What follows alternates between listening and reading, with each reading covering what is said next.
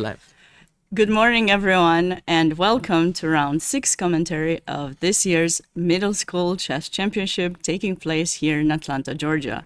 I'm Women's Grandmaster Sabina Foisor, joined by my wonderful co-host, FIDE Master Gauri Shankar. Hi, Sabina. Hi, everybody. Good morning, everyone. And both of us want to wish all the mothers out there Happy Mother's Day.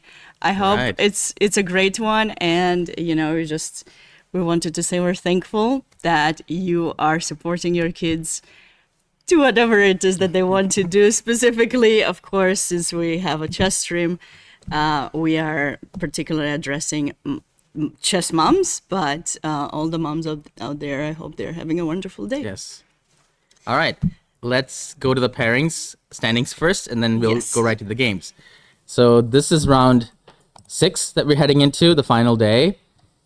And in the championship section, we have 2 players, Eric Liu from Texas and Nikash Vemprala from Washington, with 5 points each. So that's definitely a game that we're going to be looking at today. And in the board 2 is also quite important as well, because we have 2 players with 4.5, and then the rest of the field are on 4 points. So those 2 boards for the championship section most likely is gonna led to the winner of the championship. One of these players might take it all. And in the under 1700 section, we have 3 players with 4.5. And remember that we have 14 boards in the championship section we're going to focus on, and then there's 2 boards in the under 1700 section and 1 board for each section thereafter that we have access to from the DGT boards. So then in the under 1400 section, we have 5 players with 4.5 points. In the under 1100 section, we have 3 players with perfect score. In K through 8 900, we have 2 players with 5 and 4 players with 4.5 trailing them.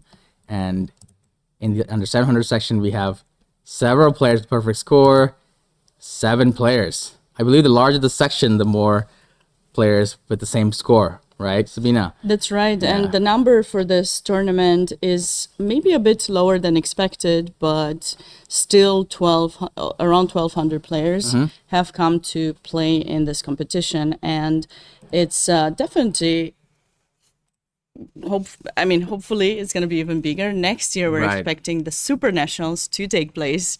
And so we'll have just one big one, including all of the championships. The elementary, middle school, and high school will take place in the same time. So that's going to hopefully bring a record number. Absolutely.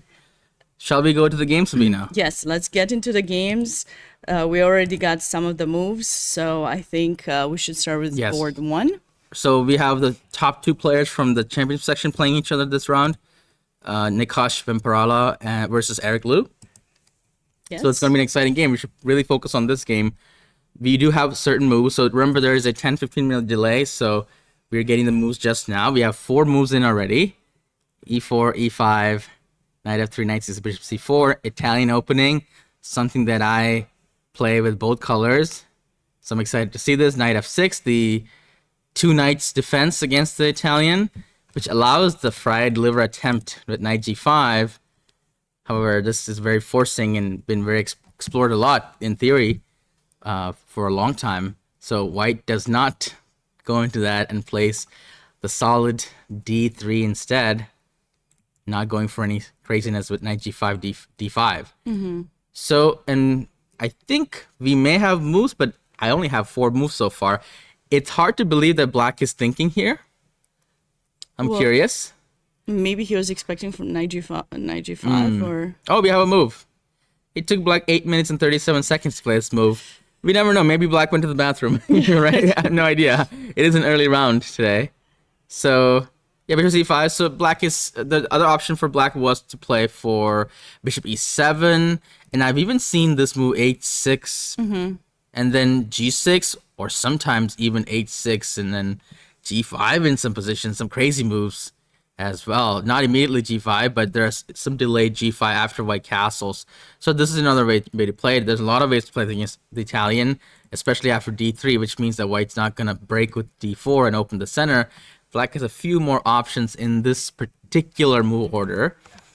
Black just wants to transpose into the regular Italian, it seems, with bishop c5. So that's what we have right now. How about we go to the next game? Yes. So this is the trailers, right? We have two people. How many people with 4.5? Two people. Yeah. So, and they're playing each other?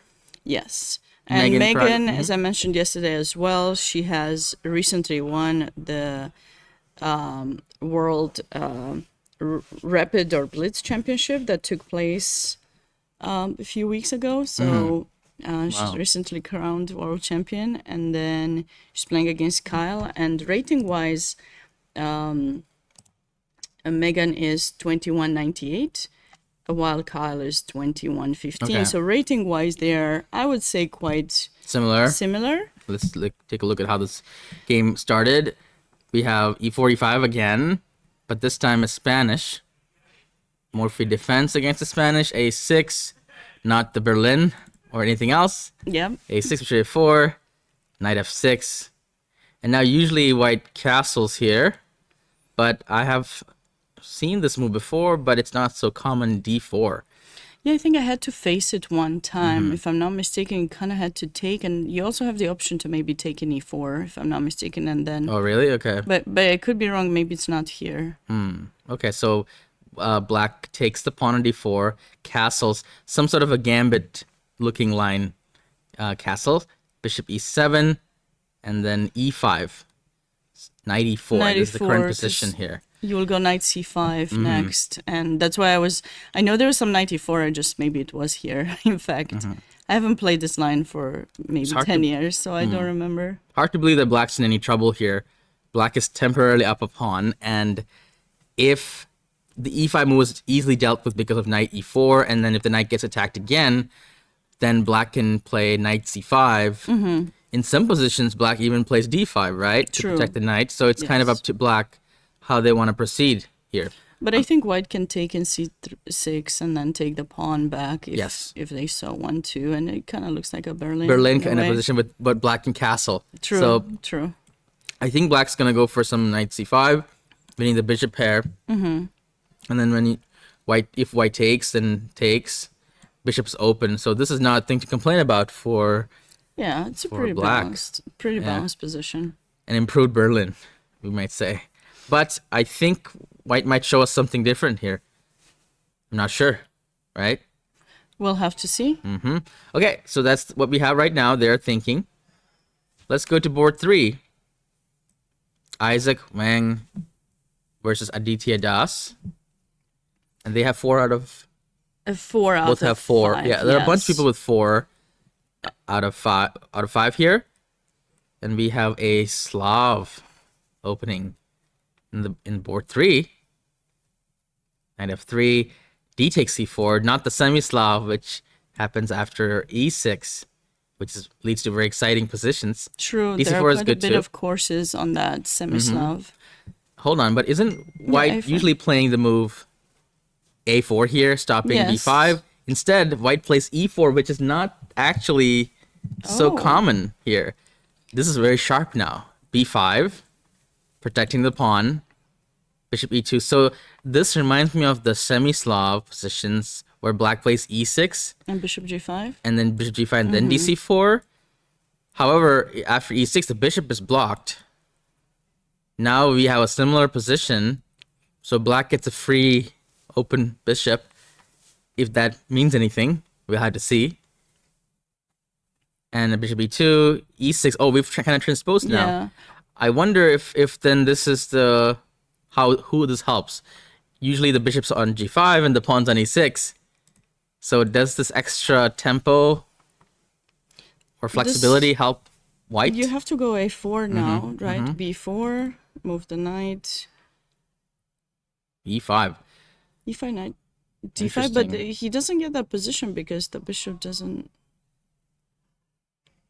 What I'm looking at is the time knight here. d5, knight d5, knight d4. This must be preparation. Yeah, I think it's preparation because white has only used a minute on the clock. Black has already used 13 minutes. So perhaps this is some preparation. Perhaps white is bluffing. pretending to know what he's doing. It's sometimes possible. No, I think this is preparation. I haven't seen it played like this as much. Actually, I can just check what... Definitely going to be an interesting position. Even if it's not the perfect opening for white, these positions are so complicated and hard to play for both sides. Maybe it's harder to play for black because but the extra pawn is kind of vulnerable and white has more space. Could the black have taken in c3, I just wonder? Because... Well, they could. I mean, they're thinking right now. So, they didn't play knight they didn't play it d5. yet. Oh, yeah, okay. So takes. So if we take, and f6. Let's put it on the board. Chop, chop. Now, what does black do? Do they could take one more time. Isn't theoretically... That's the idea. Can we have a 4-queen game, Sabina? I think so. You take... Let's check it out. Takes. Take. Takes. Queen. Takes. Oh my gosh. That is insane. And I think it's still playable for both sides, this position.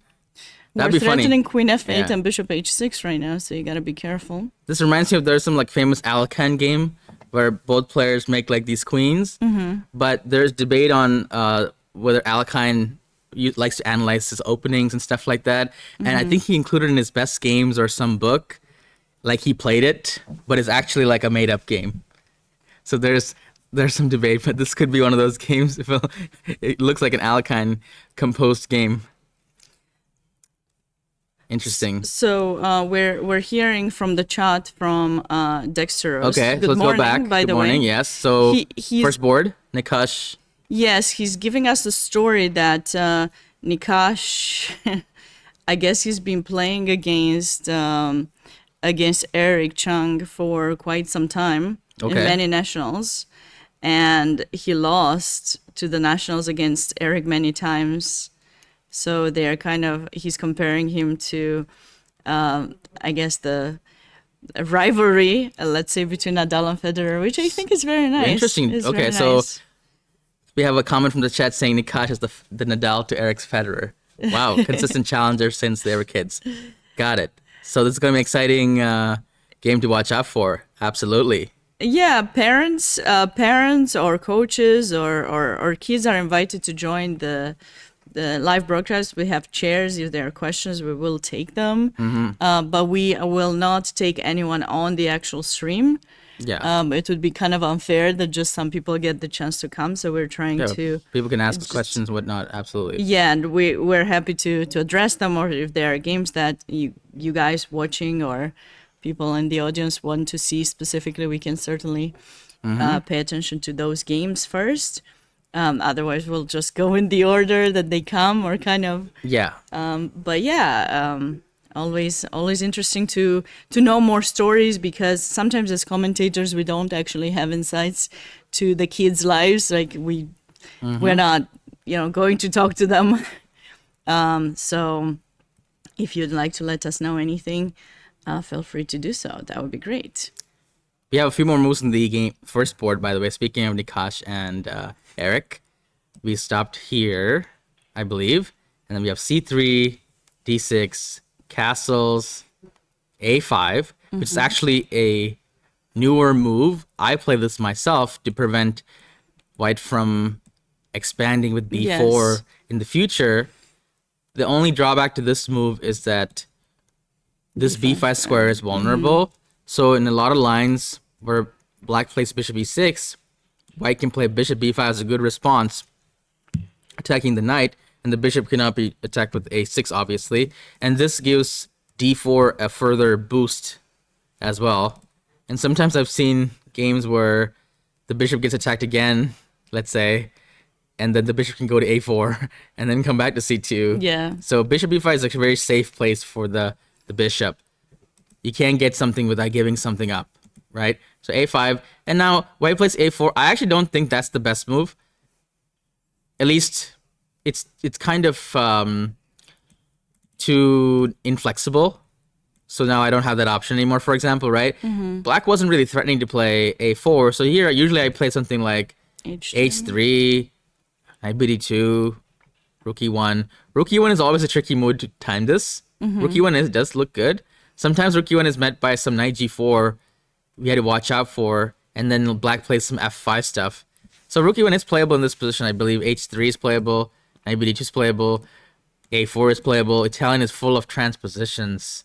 Very, very mind-boggling transpositions. So we have a4, castle, and knight b2 is played. And another whole branch in the Italian, Sabina, is this bishop g5 move. Yes. That's like another opening. Like if you want to bother with that. That's true. I've played bishop g5 against in tournament chess with a6. I think bishop g5 is less strong with a5 probably because I don't have any attack. But bishop g5 leads to crazy, crazy positions where black actually plays h6 and g5. And now, again, a whole sub-variation is knight g5 probably. Sacrificing the knight, and takes king g7 is the move here to protect the knight. This goes very well in blitz. I think this is a very nice line to play in blitz because you're creating a lot of unpleasant situations. You have to defend, and I think usually when you play blitz, when you attack, it just feels more natural. Whereas when you have to defend, you have to find only moves. Usually, so that's why you'd play knight g5 in a heartbeat. Is that what you're saying? In a blitz game, yes. But I'm not an e4 player typically, so yeah, fascinating positions here. But my students always play h6. Like they even would play it on move 3 or 4 just to avoid bishop g5 and all those things. Yes. But I think like whenever white has the pawn in c3, to my understanding, when you don't get the chance with white to place your knight in c3, there's no knight being brought to d5, so that pin doesn't really cause that much should not cause that much Very trouble. Good point. Yes. So black doesn't necessarily need to go, for g5 or. You could go for that line, but you could also just probably avoid it. You could time it. However, it's not like black has too many good moves. Bishop e6 maybe. And then try to get, trade the bishop. Maybe try. I suppose it's a move. d5. However, if bishop g6 loses, g5 has extra potential if there's bishop g4 to follow after, bishop. Yeah, like that very famous game of. Capablanca against Winter. Well, yeah, maybe. Although in that variation, I think the knight was on c3, right? True. It's a famous game. In these positions, usually I've seen black play king g7, knight h7, and f5. That's a very interesting idea. Yes, I've seen those too, yeah. Very complex positions. There's also this knight h5 move, but there's a tactic in these positions you have to watch out for. Knight e5, knight g3, another in-between move, knight c6, attacking the queen, takes, and white has snatched the pawn off. Exactly. So this is knight h5 move does not work tactically for black in many positions because of this tactic. Yeah, this is a very typical tactic, often encountered in King's Indians as well, when people try to bring the knight through h5, or white trying to go knight h4, knight f5. Yes. So anyway, long story short, white had this pin, which led to a complicated position. A lot of theory, or maybe not theory is not the right word. It's just a very complicated middle game, which hasn't been explored before. However, white decides to play knight bd2 and just play normal. If you're wondering why they did not pin with bishop g5, this might be the reason. Okay. So. Oh no, we're lost internet. We should be live here. Yeah. We're live? I think we're good. Yes. Okay. Guys in the chat, let us know if we are currently live. It looks like we are. Okay. Okay, cool. So we have knight bd2, and this is the current position.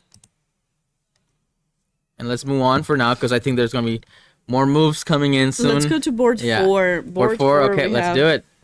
Harish Neraj against Santiago Ugueto. And I thought that position was so interesting. Oh, okay, let's start. Sicilian. It's not reminiscent of Sicilian once you see how the position. The Shreshnikov. This is a very famous line, knight d5, and from the 2018 World Championship match between Fabiana Caruana and Magnus Carlsen. Magnus surprised Fabiana with knight c6 in the first game of the World Championship, and I believe Fabiana played bishop b5 and almost lost.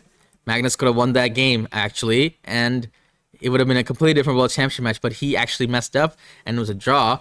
But the next time they played, I believe Fabiano cooked up knight d5, I believe, as a response to the Shreshnikov, instead of playing into the main lines after bishop g5. knight d5, threatening knight c7 check. So black has to take the knight, which leads to this position with the pawn on d5, attacking the bishop. Long term, I think these positions are good for black because of the double center pawns and kingside attack. However, black hasn't castled, and there's some problems with the knight b8 going back to the starting square. a4. So the reason for a4 is because a6 is happening, and then b5 might happen, right? Yes. So a4 is to kind of prevent the queenside expansion. Also, the reason is that after a6, white might play a5 themselves to get more space, especially that b6 square. And I've seen many games where like the bishop goes to b6 or like there's knight goes to b6. You never know. So it's a very useful move to play a4. Yeah, and I thought he also plays it to bring the knight to c4, but I could be wrong. So after because a6, you don't have b5, knight potentially, h3, right? c4, Let's see. b6. Let's see if the That's the easiest way to get there. Yes, correct. That makes a lot of sense. So that's another reason. So to get the queenside play going and more options is why a4 is played, in case you're wondering. Black takes their time. I've also seen this queen a4 idea in some position. I believe it's in this line, knight e7. There's like some weird c4, and if a6, queen a4 is there, and you don't want to play this move, mate. That'd be the worst move to play. Yeah, that's nice. So this is actually maybe already losing for black. Wow, I'm threatening two mates, knight c7 and knight d6, double checkmate. So knight e7, don't fall for this. After c4, don't play a6. Don't play a6. You should play knight g6, I believe. That makes sense. Knight g6. To keep d6 protected. To protect it, yeah. So now with queen a4, I can play bishop to d7. I believe this is actually theory. Knight b8 is a little bit more, cautious. I guess, cautious, natural move, which was played in the game. a4, bishop e7, bishop e2. I believe bishop e2 is more standard because when black plays f5, white usually plays f3 or f4 themselves sometimes. Maybe bishop d3 is not the greatest square because e4 comes with the tempo, so avoiding all this business, right? So we have this. Also d5 will be weak. And castle, knight d7. So we have an exciting game here, b4. So white is already starting that queenside play. And guess what? Black is starting the kingside play. Who's faster?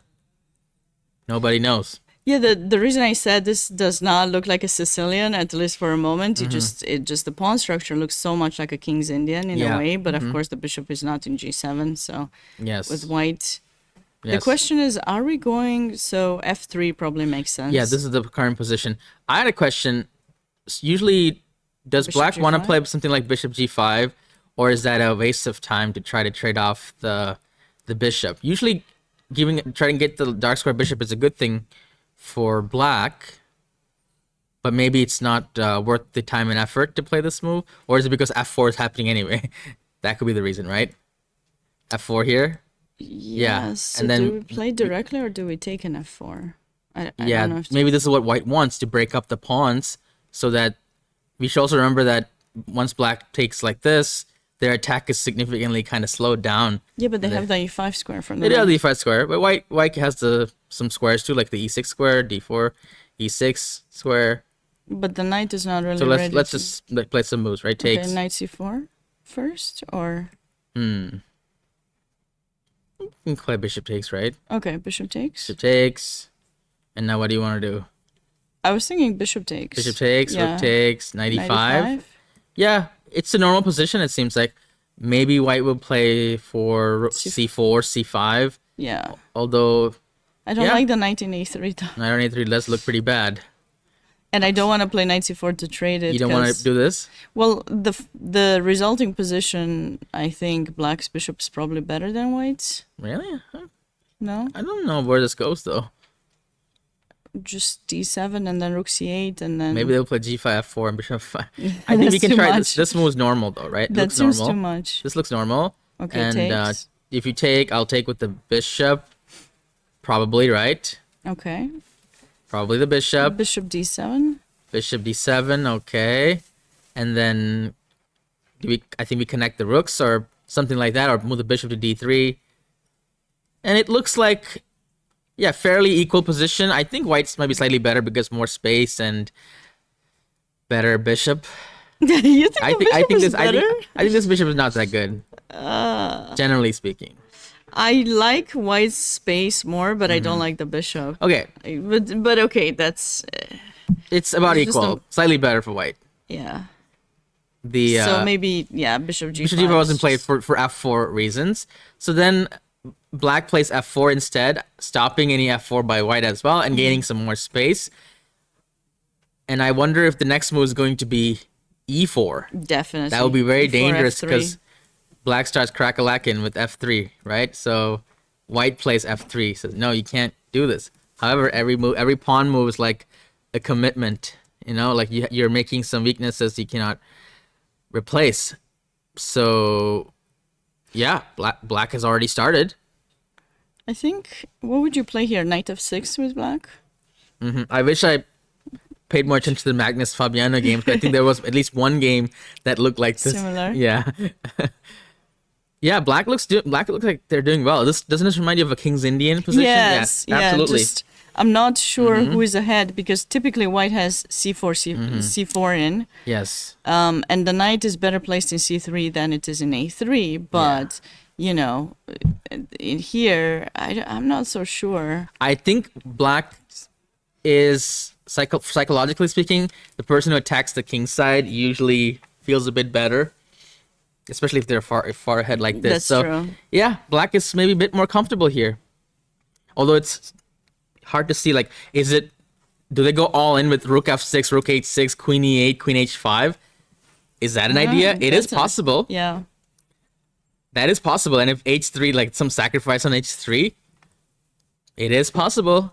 It's faster than it looks, right?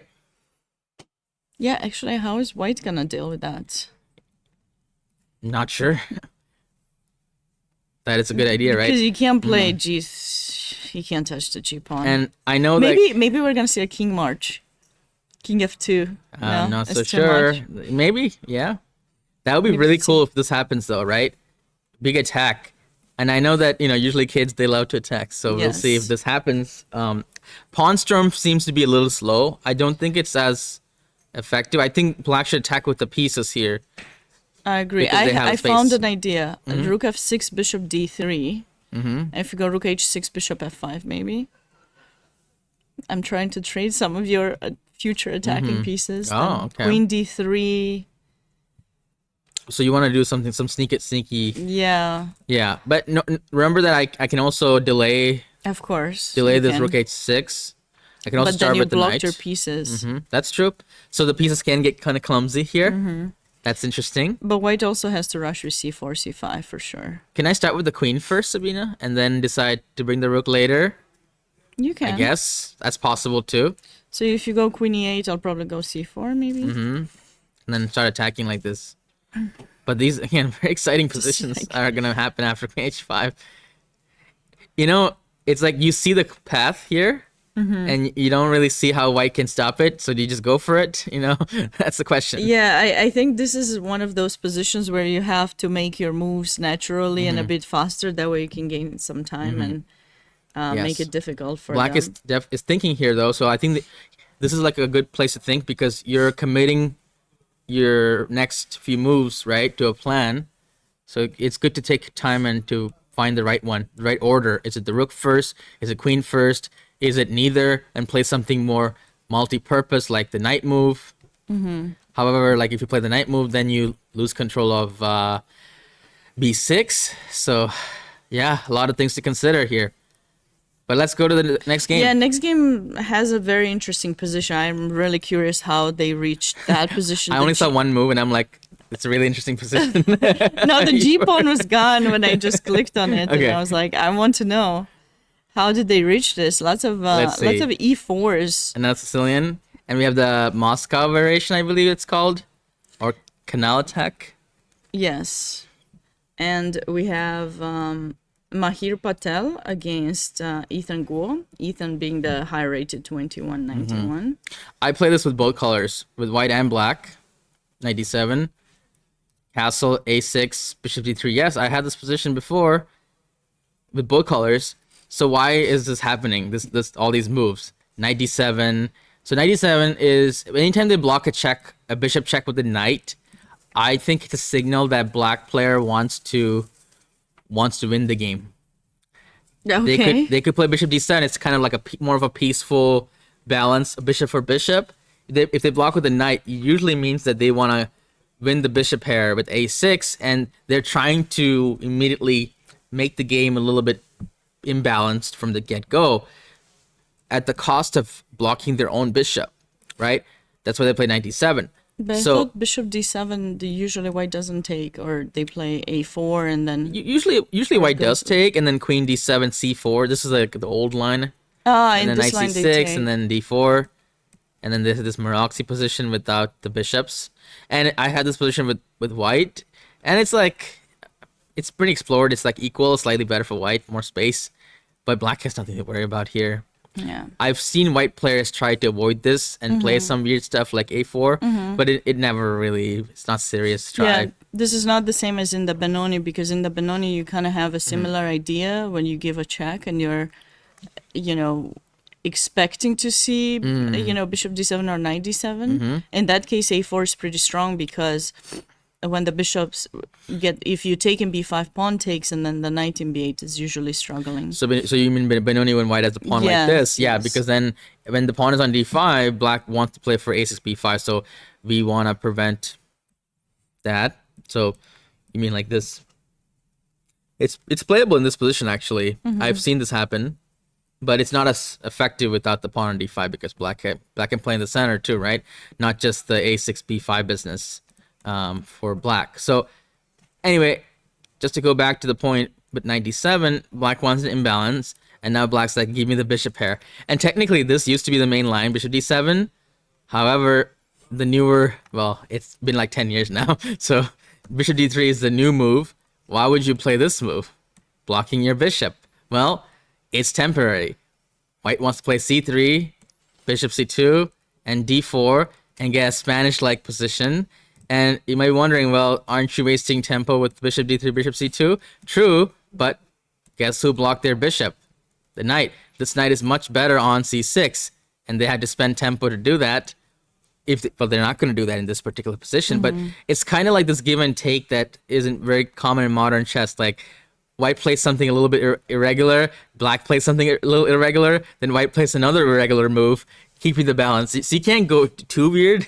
It's like you play something a little bit out of the normal, and then if black plays something out of it, gives you more leeway to play again. And these positions have been really like, there's a lot of theory in these positions.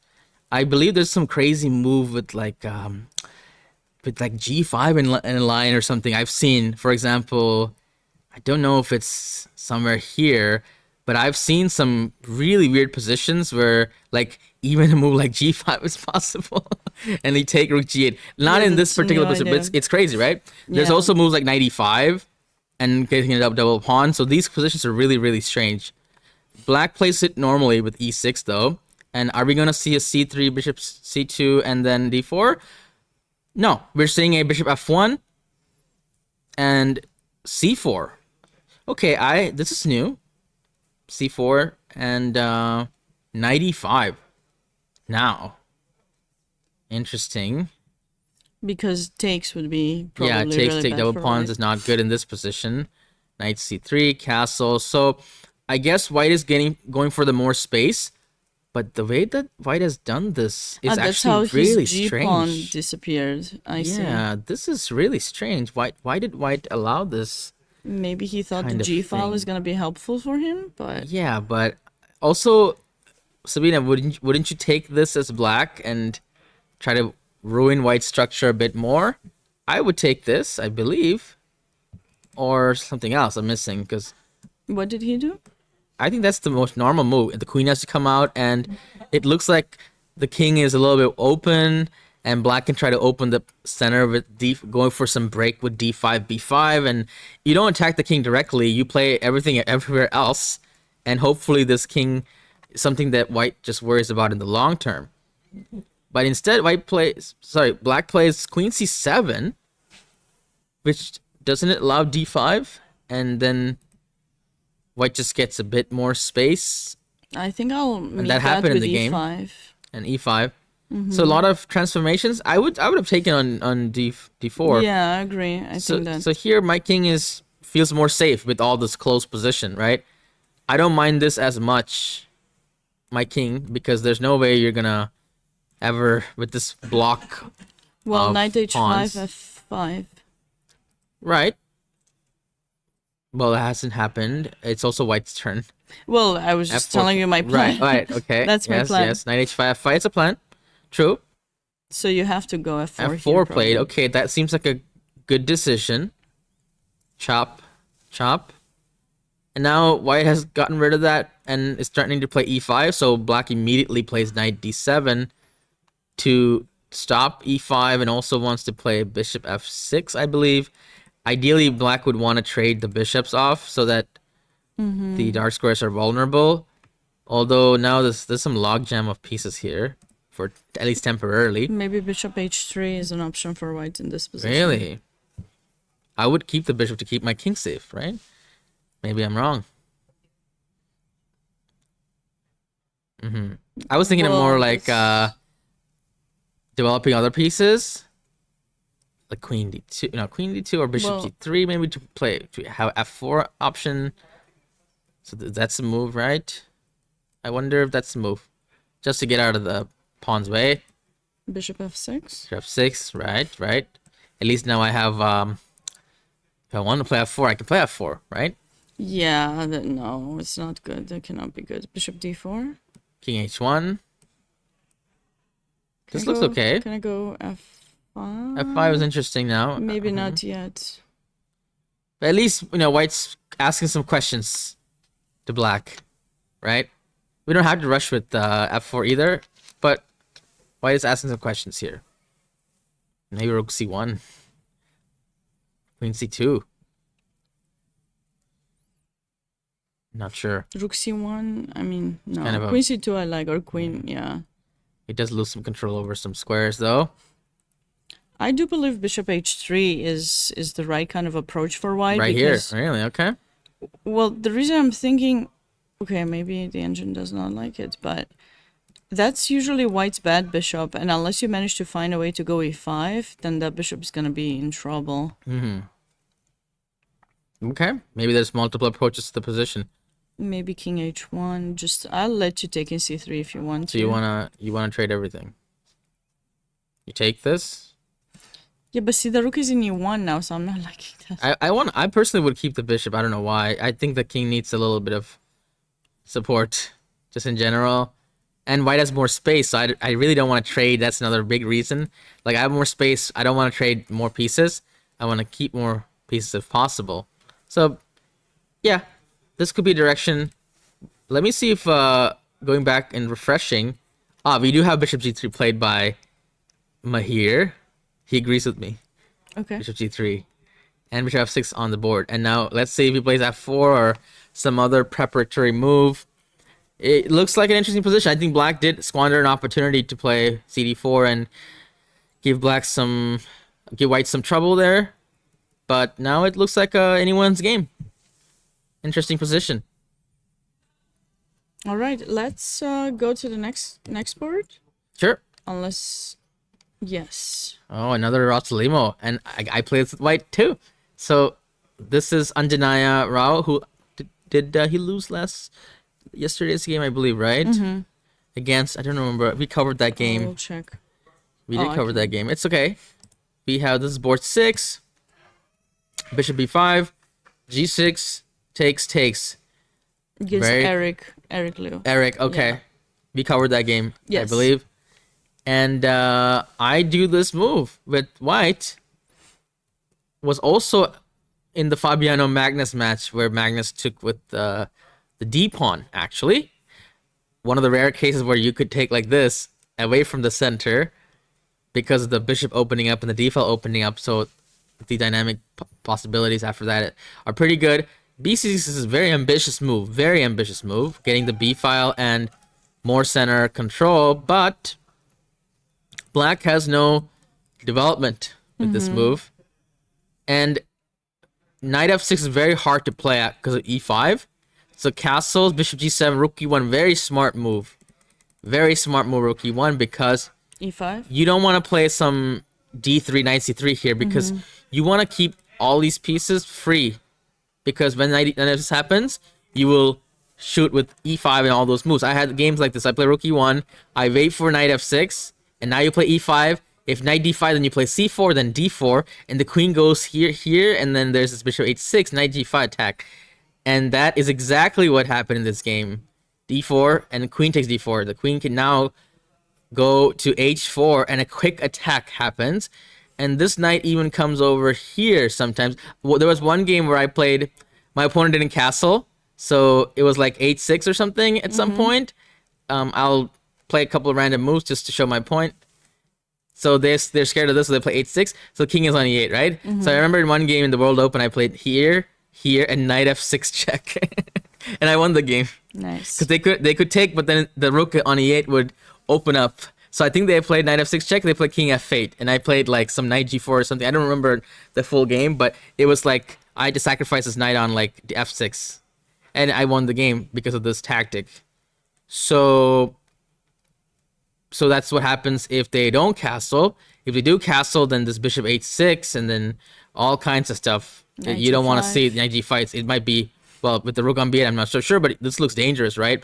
Knight e6 is there, though, so maybe white should be a little bit careful. Maybe start with knight c3, right? And then so on and so forth. But in the game castle, knight c3, yeah, so we're going to see something very similar. Queen h4. When I see this position, I think black is the inexperienced player in the line. Because, and you can see from the time use, I think that is exactly what's happening. Black is not used to this, and white probably has had this before or learned this line before. So after queen h4, black is under pressure from the ideas that we've shown earlier with the bishop h6, knight e4, etc., etc. And also notice that, what about this bishop? How do you develop everything else? So f6 is played, and it's like not a move that you're excited to play about f6, but it's more like it's a necessity to play this move, right? A prophylactic move. Just trying to get some space on the king side, deal with the threats. So black took 15 minutes for this move and 8 minutes for this move and 6 minutes for the last move. So we can see that this position is white's neighborhood. And that's a huge advantage that people don't really realize how much of an advantage that is. That, white is playing in their preparation and black is just kind of figuring it out as they go. And imagine all that energy spent. So what happens is black is already exhausted, made all these decisions, and white's just starting to make these decisions. Of course, like if people are strong-willed, like that won't be a problem. But at the high level, it's like already a significant advantage for white here. But maybe black can. The other thing is when maybe black's brain is already working, solving problems. White's just like relying on the preparation, and so, as soon as black plays something out of their book, they are not ready to use their brain. So it's another flip side to it too. Yeah. So also considering the time control, spending so much time, it's usually an issue because they play 90 minutes with 10 seconds delay. And I think when you're spending a lot of time, you can't really catch up that easily with your opponent unless you find some ways to kind of get back into the game. Yeah. I mean, I think f6 is a bit unpleasant, as you say, but that move is oftentimes played in other openings as well. Absolutely. So I think, black is not doing so badly, actually. If they will take an e5, the f-file opens up, and they will have some kind of counterplays. And then if the e5 pawn is gone, then d5 might be a thing that they consider. But, of course, it's just a bit unpleasant on how you're going to deal with things. By the way, Sabina, I think the natural bishop g6, is that a blunder because of g5 here? I think so. Because after queen h5, it's knight f4. Something like that. Queen is getting lost. So I don't think f6 is also. I don't think white can play bishop h6 anymore because of g5. So white also needs to figure out how they're going to develop the rest of the pieces here, right? I believe. I wonder if the right move is takes, but then bishop takes is uncomfortable, right? Yeah. So to take is a mistake. That's what they say, right? I was thinking knight e4 actually. 94. Then they take on e5 and knight g5. It's a very interesting idea. Or bishop h6 first maybe, and knight g5 might. Sorry. If we have time. I'm not sure if we have time. What about something quote unquote 95. normal and just 95? No, I meant more like b3, bishop b2, rook d1. I just don't know how you're gonna deal with the capture in e5. Yeah, it might be wrongly timed b3. Yeah, so it might be 94, right? Interesting move. Yeah. Takes the knight g5. So I'm still thinking here after takes, because bishop h6 is interesting as well. Now bishop h6 is, because there's no more g5, right? Yeah, but So I'm worried if I get rid of that bishop, then there'll be rook f4. So that's why I'm trying to think. You know, you need to spend a bit of time here to figure out how your development is gonna go. Also after bishop h6, what if they consolidate their pawn? d5 or d6? d6, right? d6 I don't. It looks mind. good though. Yeah. This is d6 or d5, something like that, right? We have to be careful of it's not... getting rolled over here. There might be other reasons too. Yeah, the f4 square. That's why. So it must be some knight g5. Yeah, but which knight to go to g5? E or f, or does it make a difference? I think E. Okay, I'm okay with that. Yeah.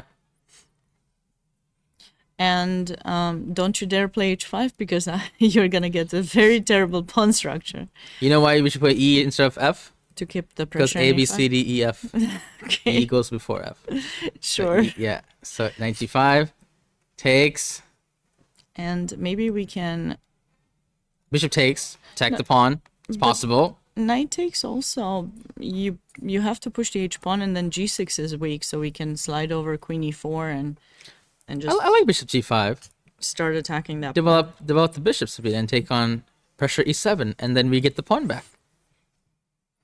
Well, he has bishop f6, right? But we get the pawn back. Yes? Yes. Yes? Yeah, it seems fine. What about something fancy like this? Or is that too fancy? Maybe I play d6. Just take with the knight, yeah. White is doing well here. Yeah. So I think knight e4 is a good path for white to take here.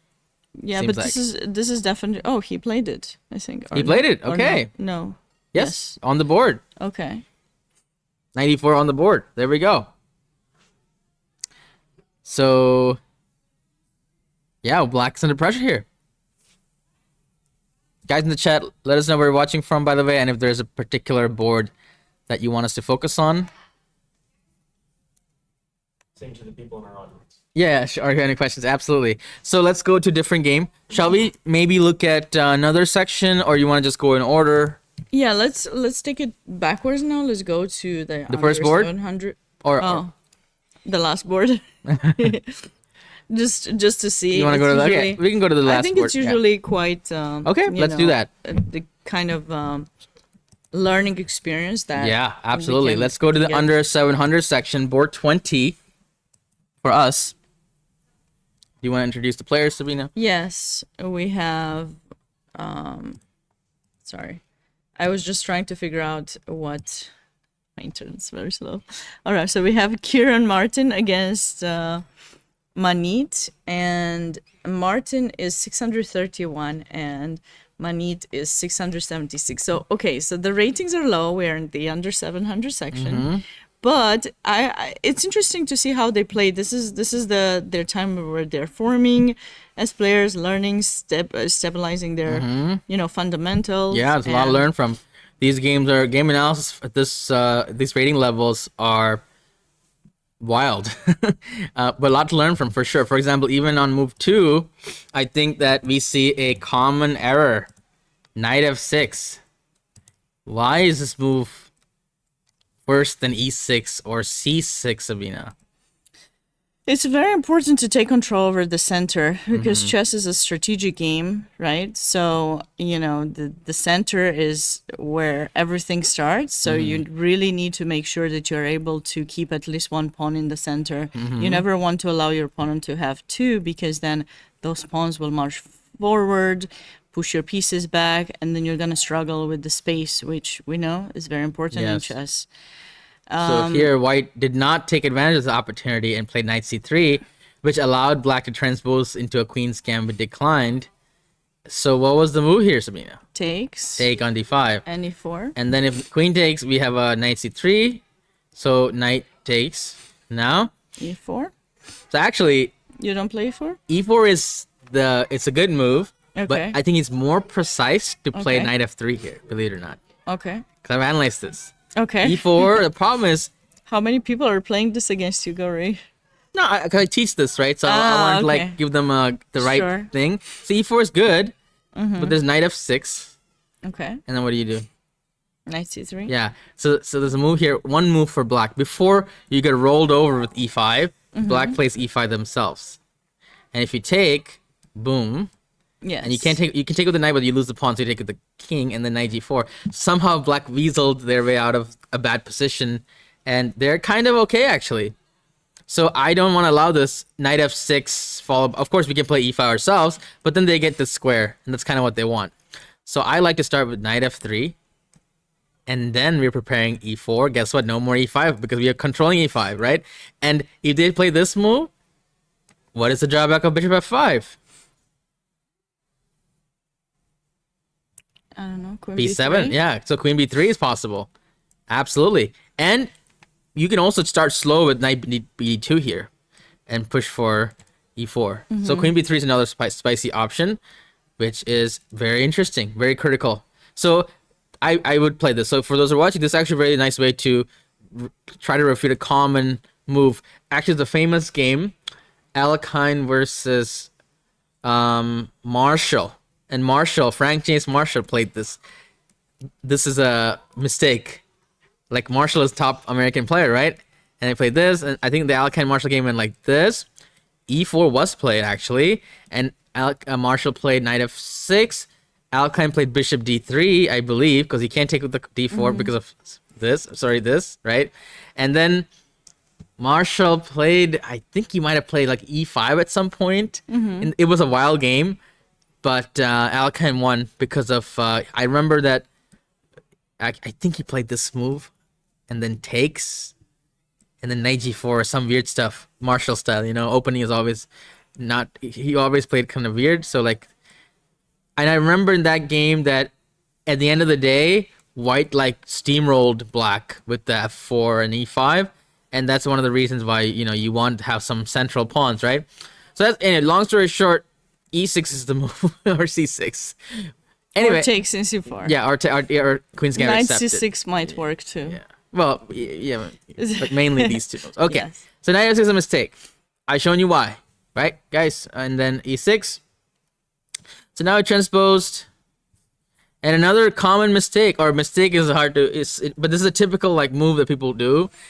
Everybody just wants to put their knights on these natural squares. However, there is a common kind of wisdom is that c4 and knight c3 is better than just knight c3, right? Yeah. In the d4 openings, not in e4 openings, because in e4 openings, knight c3 is fine. Actually, even in Spanish, you can see that sometimes white doesn't play knight c3 because they want to play c3 d4. But we can see that here it's more natural because the knights have squares. But in d4 openings, you don't really see white play this because where is that knight going? Nowhere, right? It's controlled. So white likes to play I would say the reason the Queen's Gambit exists is that after c4, knight c3 is much better because the knight and the pawn, there's a future there for the knight, right? Because we have more pressure on the center. So we can apply the same logic to black here. Where is this knight going?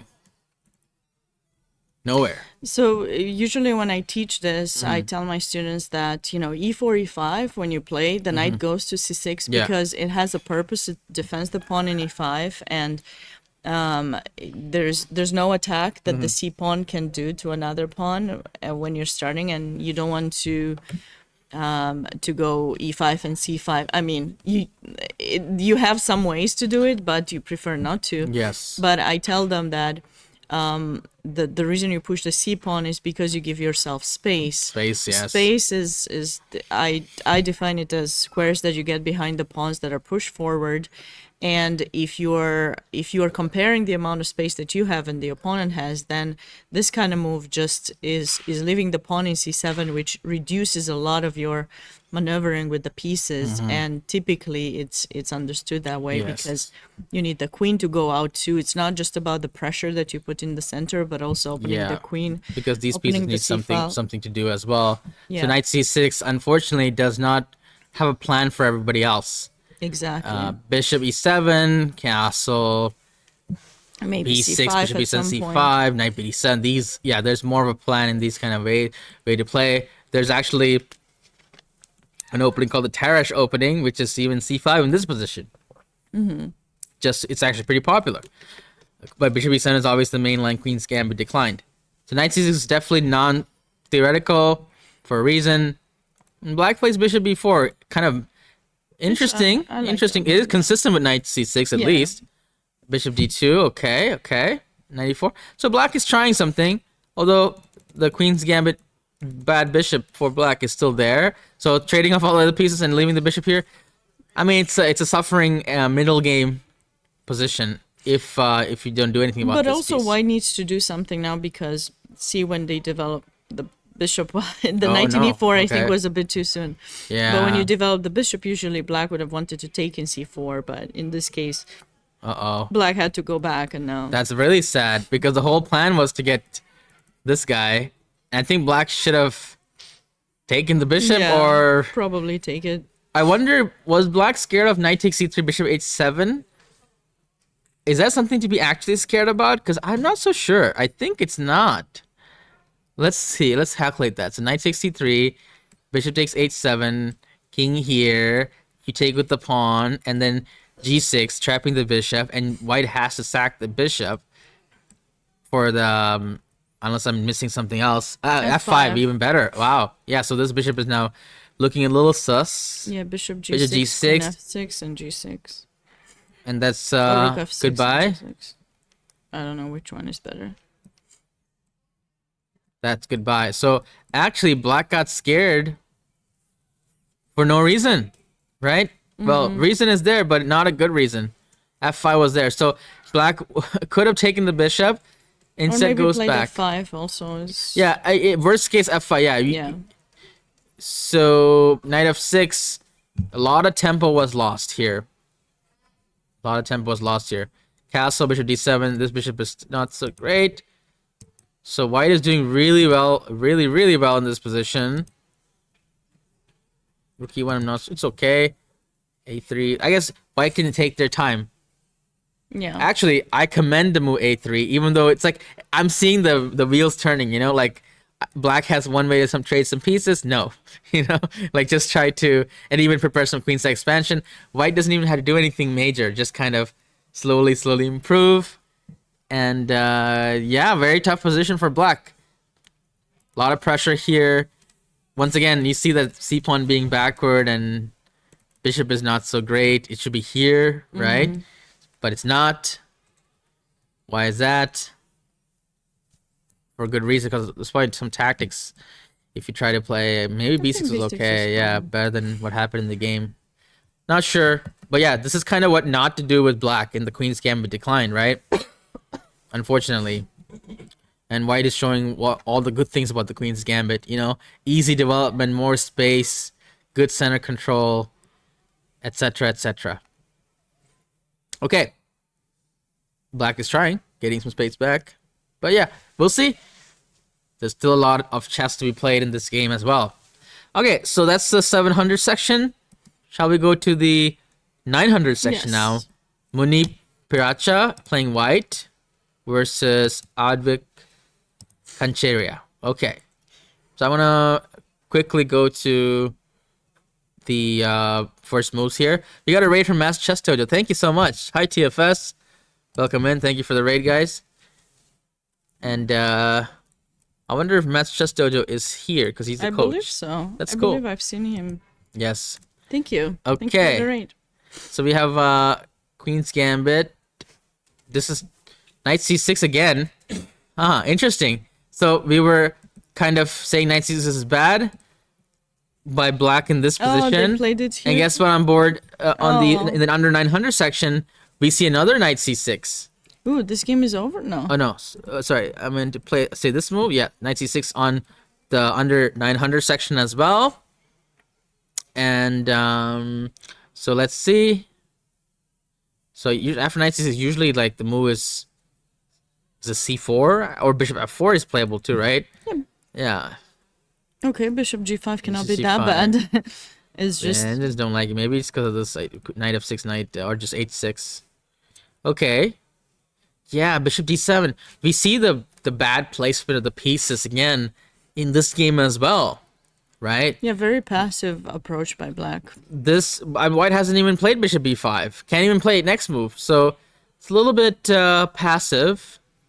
Yeah, I tell my students, guys, try to not point your bishop away to the away from the center.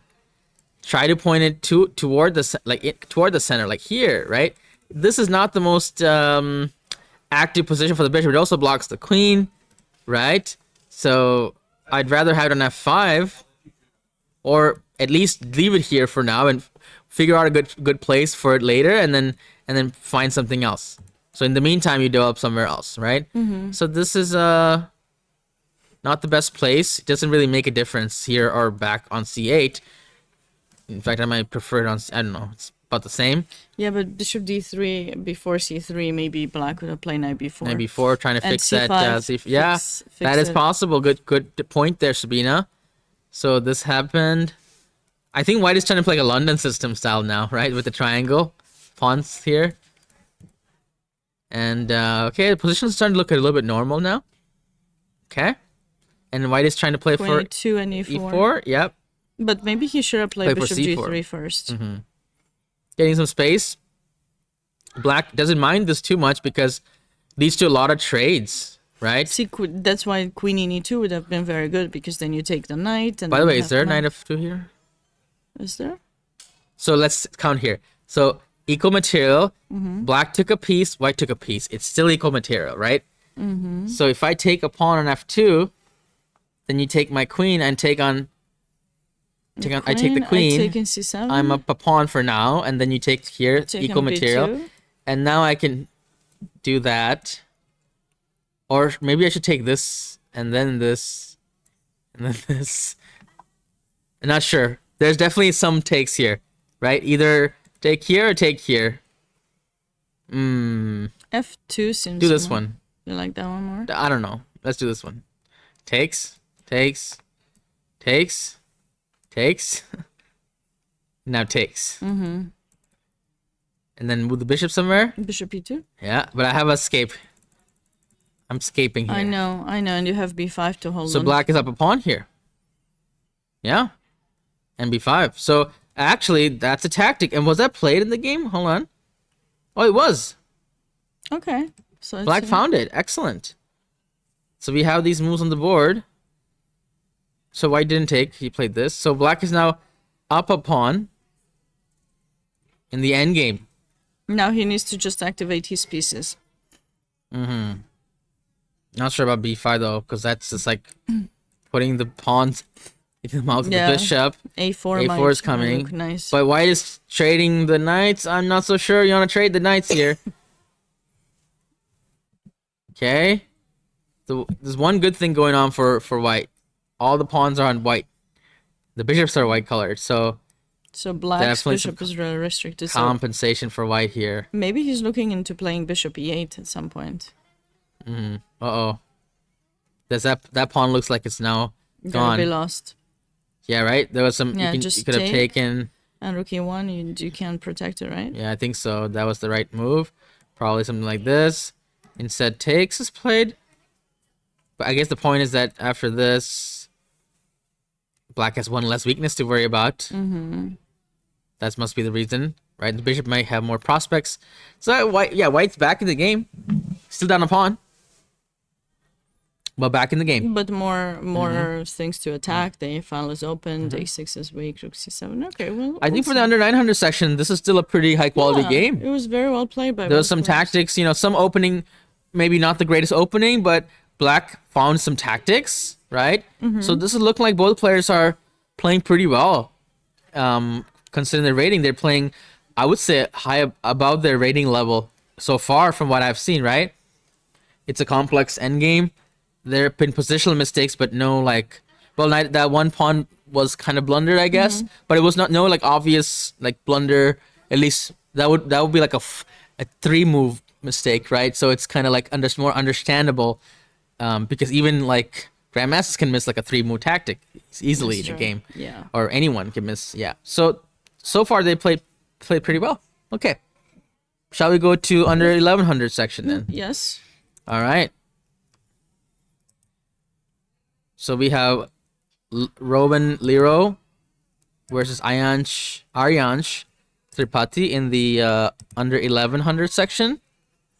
Aryansh is 1070 and Rowan 1042. So and Rowan there are from 2 Florida? of the 3 players who are on 5 points. Gotcha. Rowan is from Florida and Aryansh from Missouri. Missouri. Okay. So we have an Italian. We've seen a lot of double king pawn, double queen pawn today. All right. Yesterday it was the French. Today is the Italian kind of setup. Okay, White's playing it a little bit, Cautiously. let's say, creatively. Okay. Queen e2, bishop e3. Queen e3. Yeah, I wouldn't say this is the most ambitious because you're just trading, right? And I would think that fe3 is more consistent with what bishop e3 would play. And actually the queen e2 could have been avoided altogether, right? Because if you want to play bishop e3, just do it like after castling, and then you would have the idea of going queen e1, queen g4, queen h4 and stuff, right? So this is a little bit strange, but okay. d4. Wait a second. Ooh, what the about pawn the is, e4 pawn? yeah. Okay, so White did blunder a pawn here, which is not ideal. And now Black is doing really well. I think there was some other tactical moves here. Maybe knight b4 was a move here, right, Sabina? I think knight b4 and d5 maybe, or I think there's some trick where you go bishop b5, rook f2, knight d3. Yeah. Some weird Well, trick. he can go bishop c4 after knight b4, but Yeah, and then d5, I think. Yeah. Perhaps there's some tricks here. Yeah, this pawn is hanging too. Oh my goodness. There's nowhere for the bishop to go. Yeah. Wow, what a long line. Again, 3-4 move tactic. So this was a nice line that Black missed there. After bishop d5, rook e7. Natural move, right? Knight h4. Wait a second. Does that mean that we have this idea again? I think so, maybe. right? Yeah, maybe knight b4 again was playable. because if bishop b7, then rook b8, Wait, and you come. d4, but I have this. Ooh, that was close. Close for comfort. He saw it. More trades. Trades are in Black's favor because he has extra material. What's going on here? By the way, I think rook f1 is a good move here. Why? Because I want to keep this file closed. Ah. Right? I think so. I'm pretty sure rook f1 is... Actually, that looks nice. Yeah. Rook Oh, b8. no, apparently it's wrong, but okay. I mean, maybe simple rook b8 is good enough. Because you know... Ah, okay, so wait a second. King f8 first then. Same idea. Stop the rook e7. Take later. Right? So rook e7, maybe the active move was somehow a better attempt because at least you're fighting. Takes an a2. I guess. Rook d7, you win the pawn and you're down a pawn. Yeah, Still, definitely, some drawing definitely chances. a great improvement for White. In rook endgames, it is very important to find ways to activate your rook and start attacking the opponent's weaknesses. Speaking of, this rook, it looks like one of those pawns, like camouflaged. Like, you can't think that it's a pawn. So Black is fighting, creating things, but without a rook. Well, yeah, he needs to find a way to get into So rook play b5 fast. or something, or rook b8, rook b4 even, right? Or a5, a4. These moves come to mind. a5 looks actually pretty good. I'm not sure if you want to do it right now, but it's not a bad move, a5, right? Yeah, and a4 idea, Yeah. rook a7 King or rook f7, b2. take your pick, right? Take your pick. But this is suspicious. Oh, Sabina, is there some like... g4 Yeah, some sort of info where I can like try to get these pawns. So like or rook take... e6. Yeah. temporarily that rook needs a couple moves to come around. So I think rook e6 was an option there. Okay, take. There's something weird about these pawns.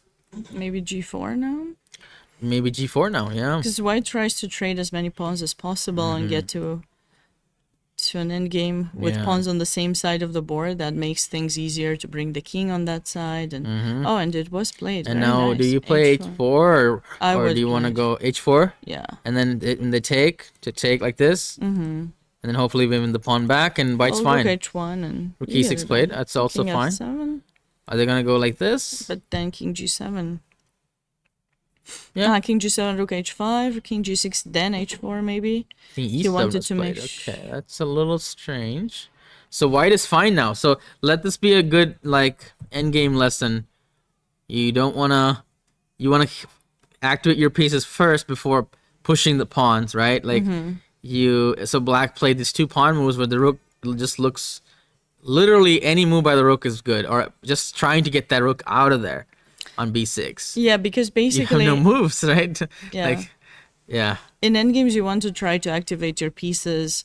At rook endgames, you want both the rook and king active, since you can't bring the king, because normally you would go king e7, right? I'll take this even. Yeah. True. Like anything over just not doing anything about the rook, unfortunately.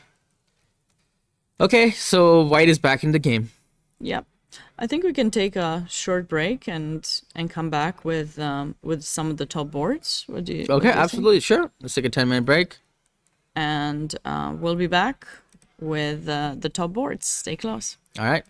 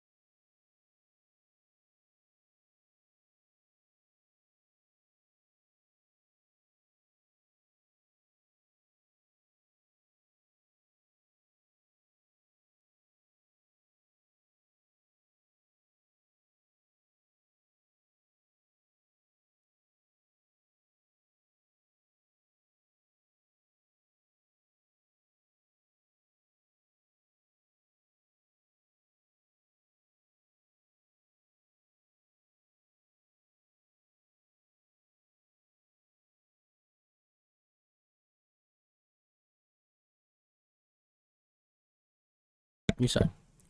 Ready, set, go. Welcome back, everyone, to round 6 of this year's Middle School Championships here in Atlanta, Georgia. We are back from the break and we're ready to go into the games already. All right, Gauri, yeah, right? absolutely. Let's start.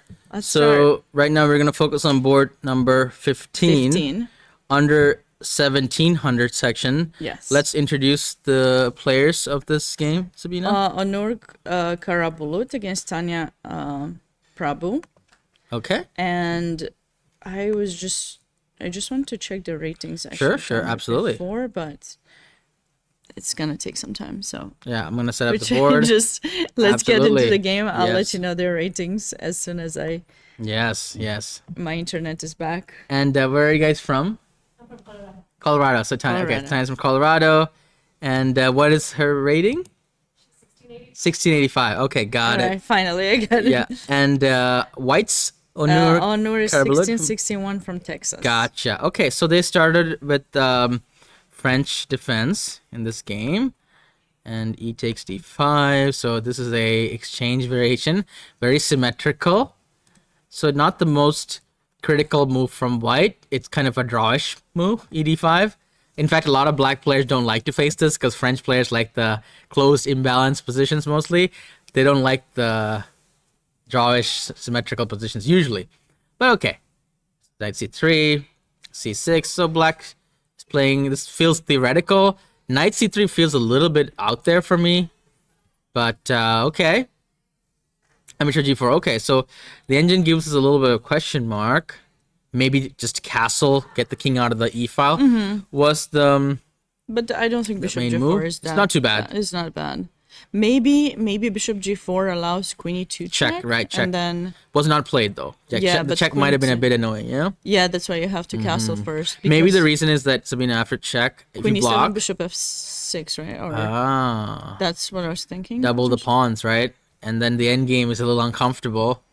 Yeah, that might be the reason, Sabina. Yeah. That might be the reason. Or you go Bishop E6, in which case, okay, You had to go wasted some back, time. right? Yeah. So that's good to point out. You want to castle as soon as if the E file is open like this, you kind of want to get that king out of there before trouble starts brewing.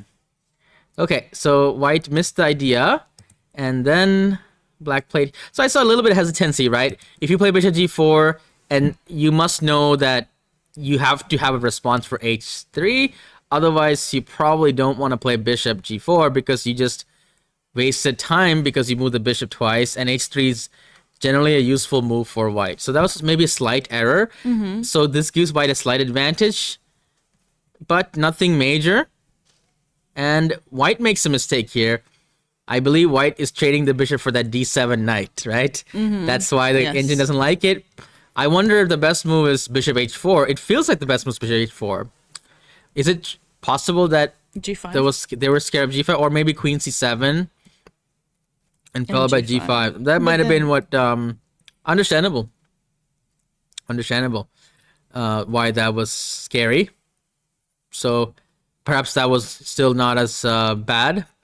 Maybe there's Queen C7. I also like after Queen C7, Bishop F5 maybe, and try there's some to, tricks, you yeah. know. Very complicated position, this one. But Bishop F6, the engine doesn't like it. Oh, and Queen takes. Actually, I like this move better than Knight takes because you're bringing the Queen for yeah. some tactics. Maybe not Okay. nothing clear yet. But So Black has a good position now. I also like G5, G4 idea. Is Black going to castle Queen side if they want to attack, or they can do both after castling King side? Interesting question, right? We will see. Actually, yeah, 95. now that the pawn is in C6, you may not want, but White has the pawn in C2, which we talked about in another game. Knight That C3. pawn doesn't give Yeah. White the space, doesn't open up the queen. Yep. Where is the knight going, right? It's not going anywhere. So knight e5, is that a pawn sacrifice? Because Black is now up a pawn. Yeah, but for nothing. For no no, comp- so no yeah, that's compensation. great. So I guess Black is just much better now. Extra pawn. Extra pawn and good position too. Yeah. And Queen F4 coming in. Yeah, Queen but this is like if you sacrifice a pawn and then your next move is this, it's not a good sign for White. No. Okay. So what do you think after Rook B1, Queen F4? Was that an idea or no? Castle is fine. Queen f4 is... I kind of want a castle just to get it out of the way. Sure. I think that's what she did. Yeah, so this is a great position for black. Knight there. That's kind of a strange move, and I think that I would play b6 if I were black. No, but wait. Unless there's after some b5, tactics. knight c5, bishop d4. Is that what they're going for? I think so, right? Some tactical way to attack this. Perhaps that's the idea. b5, and then queen e... Okay, so I guess white saw this fork coming, but should have seen this before they're playing this, I suppose. That. And now intermediate move. Nice. Here. However, after bishop d4, which was played in the game, the knight looks a little bit uncomfortable. They might have to come back to c3. And now black has a choice. Do they take the pawn? Ah, but knight c3 wasn't played. Another intermediate move was played. White is hanging on by a thread here. Doesn't that lose another pawn after pawn takes knight, you know? Or yeah. So, or bishop takes f2, right? Yeah. Would you take here? Because this will lead to queen trade. And You two can even pawns take for with the the queen bishop. first. Yeah. Yeah. So let's say you do whatever, right? So take, takes. Am I right? Black is up 2 pawns here. So that's a pretty They're good. double, but you have Yeah. a3. So you don't have to do that in the game. She took on a4, which makes sense. And keeping you know the what? queens. I feel that, well, The safer method would have been to trade all the queens. Then black cannot lose, and only black can win. true, but this way This black is has also- those C and D pawns. If the D pawn passed, maybe this is already quite nice, I think, right? Like, Yeah, I mean, black is, of course, winning 2 pawns up. Nothing to complain about. Rook c8. Okay. And then here, threatening this discovered check, which I'm sure black saw. And bishop a6. And then here, c5. So white is trying to put some pressure on the pawns. But black seems to be responding okay. There's a threat of bishop takes h3 here. So allowed white disallows it with king h1. Okay. Here, some pressure on this pawn as well. It's a little bit of a trade happening. But this weakens the king significantly. So I think black is doing well here. Okay. well, rook and this takes is the, bishop. She looks really good. this is the current position after 27 She has to be moves. careful about rook takes bishop. Yeah, this is the last position. Yeah. There's a 10-minute delay though, so there's So been much. probably some more moves, but Yeah, from she what just needs to be careful not to take him b2. But other than that, yeah, so everything's going good for black. yeah. She's up 1 pawn. And Yeah. could she take this she's at 1 pawn. No. Could she take this? Because there's this back rank problem. Of course, there's one danger here of a back rank, but the rook's already guarding it. But I'm wondering if you could take it. Well, you can't. Probably but not a then- smart idea to take it because of Well, you can take it and take it with the queen, but Yeah. I think you could also just go. probably other moves here for black, right? Yeah. You know what, Sabina? Is there like a forced win with rook b4? Yeah, bishop that's what I was h3? gonna do. There's a sacrifice here. because there's no queen takes a7. A7 is covered, so Yeah, so black can actually insert winning the pawn. There might be a forced win here. so let's which see, queen rook b4, rook queen c6 maybe. Okay, rook b4, Okay, queen c6, right? c6. Now, is there some sort of Sacrifice. yeah, but it's slightly risky, but because it's king h2, that's the problem, right? So bishop takes h3 might be mistimed here. That might just be a draw. So is rook h4 a move to try to? It's always bishop to f1, right? If need be. I also like rook c8 maybe. What do Yeah. you think? Trying to chase that queen? Perhaps. Should we test? Bishop h6? Okay, I think we should let's test it. Okay, let's test it. Takes. Takes. And now what do you do? And Rook now- h4, I was thinking. Okay, this is going for mate, Yes. but I have Yeah. my defenses. I know. So let's try it.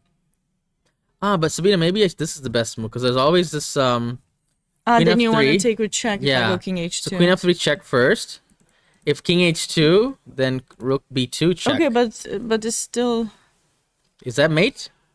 I think it's close. There's some interesting variations though, like no, I was thinking.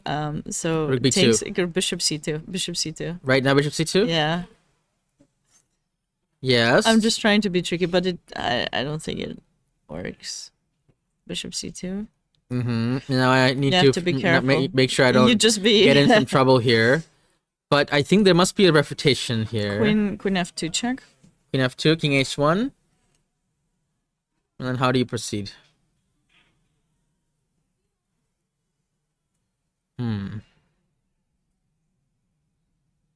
Rook. Technically, you could go rook takes c2, right? When? But you will have 2 rooks for the queen, but I'll have like 3 pawns. Queen f2, king h1, rook takes c2. Oh, so you just want to allow... Okay. Yeah. Here, and just take it. Yeah. Rook sacrifice. Maybe that's the most... fancy. Yeah, it is fancy. And takes king h7. And white doesn't There's really a mate have... here, so they have to give back the queen. And now I think the position is losing because everything's disconnected, right? And if they play this, we have enough pawns to win, yeah. To win. But maybe there's a mating idea that we're...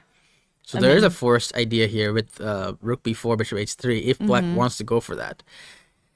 It's always hard though, when you're winning, you can like pull the trigger and try to go for a forced spin, but if you miscalculate, you could mess it up. So True. There's always kind of nerve-wracking what I don't like, here. and I hope she's, psychologically she's not, getting stressed out, is the time difference.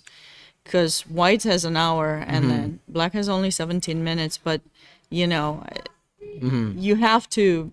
Yes. By the way... To know you're winning, you just have confidence and play some moves, keep everything kind of covered and... She played rook b4, by the way, which is what we're looking at. Nice. Okay. Now we had to see if she's gonna sacrifice the bishop and go for the line that we looked at. Yeah. It's or maybe rook h4 first. Rook h4 first. Yeah. Then the game kind of drags on though because bishop f1, I believe. Yeah. And yeah. Although here is there probably something else. Rook c8, rook c2, maybe. Now you don't have the bishop in d3. Yeah, that's pretty good. Maybe.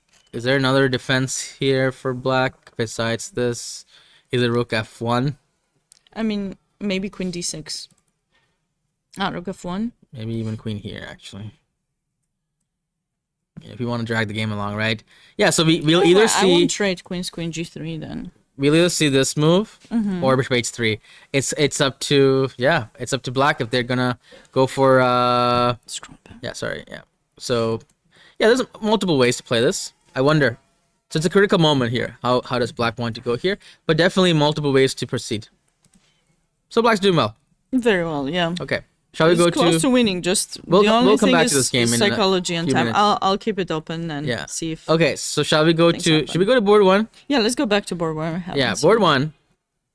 We stopped here. It looks like this game is taking its sweet time. No, they played some. Yeah, only 13 moves though, right? Apparently. Okay, let's see. That's pretty low for Italian Open because 15 moves are usually theory.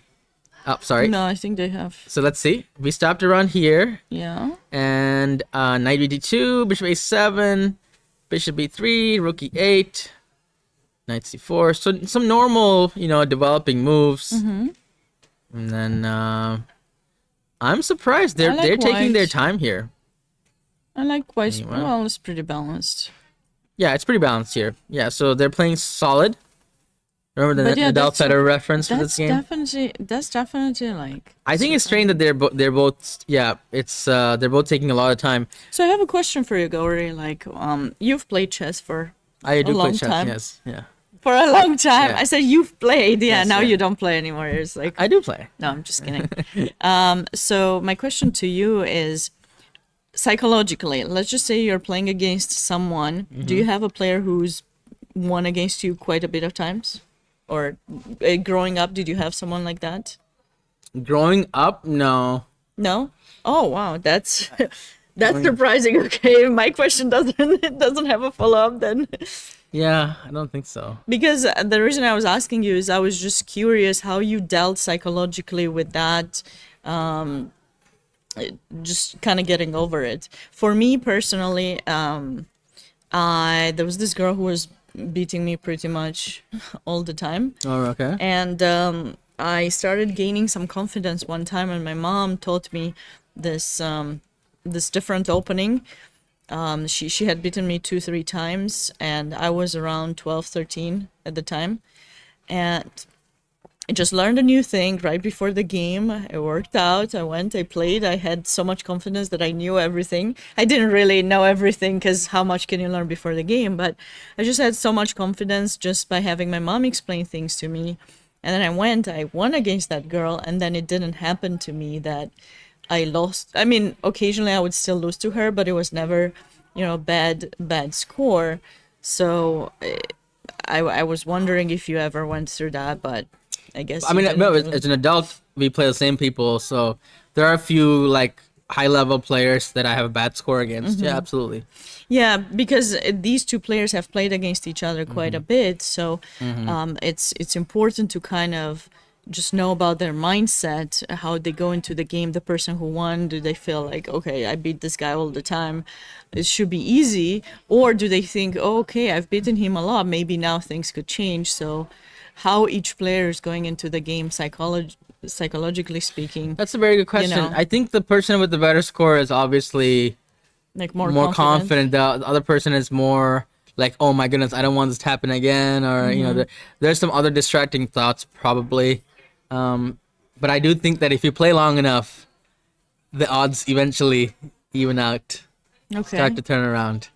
The most famous example of a player who had a bad score is Hikaru Nakamura against Magnus Carlsen. Okay. They had Magnus had like 14 classical wins and 0 losses and a bunch of draws. So it was like the most, let's say, biggest gap in high-level chess, where somebody did not win at all. And then what happened? I think Hikaru won a game finally recently, or at least one time. So that's, of course, if you play enough games, it does change usually. But another example is Nepomniachtchi had a two-win and no loss against Magnus Carlsen, and guess what? In the World Championship, Nepo lost 3 games, right? So yeah. If you play enough, if you don't quit, you only lose if you quit. That's if you keep playing, if you keep trying, That's right. Eventually you'll get a win in. Check out what my bracelet says. You never fail until you stop trying. So that's kind of the same thing that you said in different words. Right. I needed the reminder. So, this reminds me to keep fighting every day, because sometimes you just you have moments when you just feel like this person wins against me all the time, especially if you're from the other side, right? The side that loses. But you just need to go to it as it's a new game. Try not to think who your opponent is. Just think about the game that you're playing, right? And just play the game. Try to make good moves. Absolutely. Never fail until you stop trying. Yeah, you liked it. I saw what about the saying, trying is the first step to failure? What? There's a saying like that. But what kind of saying? That's not a very positive saying. We should keep some positive sayings, Gauri. But it's good. But failure is a process. Failure is part of the game. Yeah. I read this thing.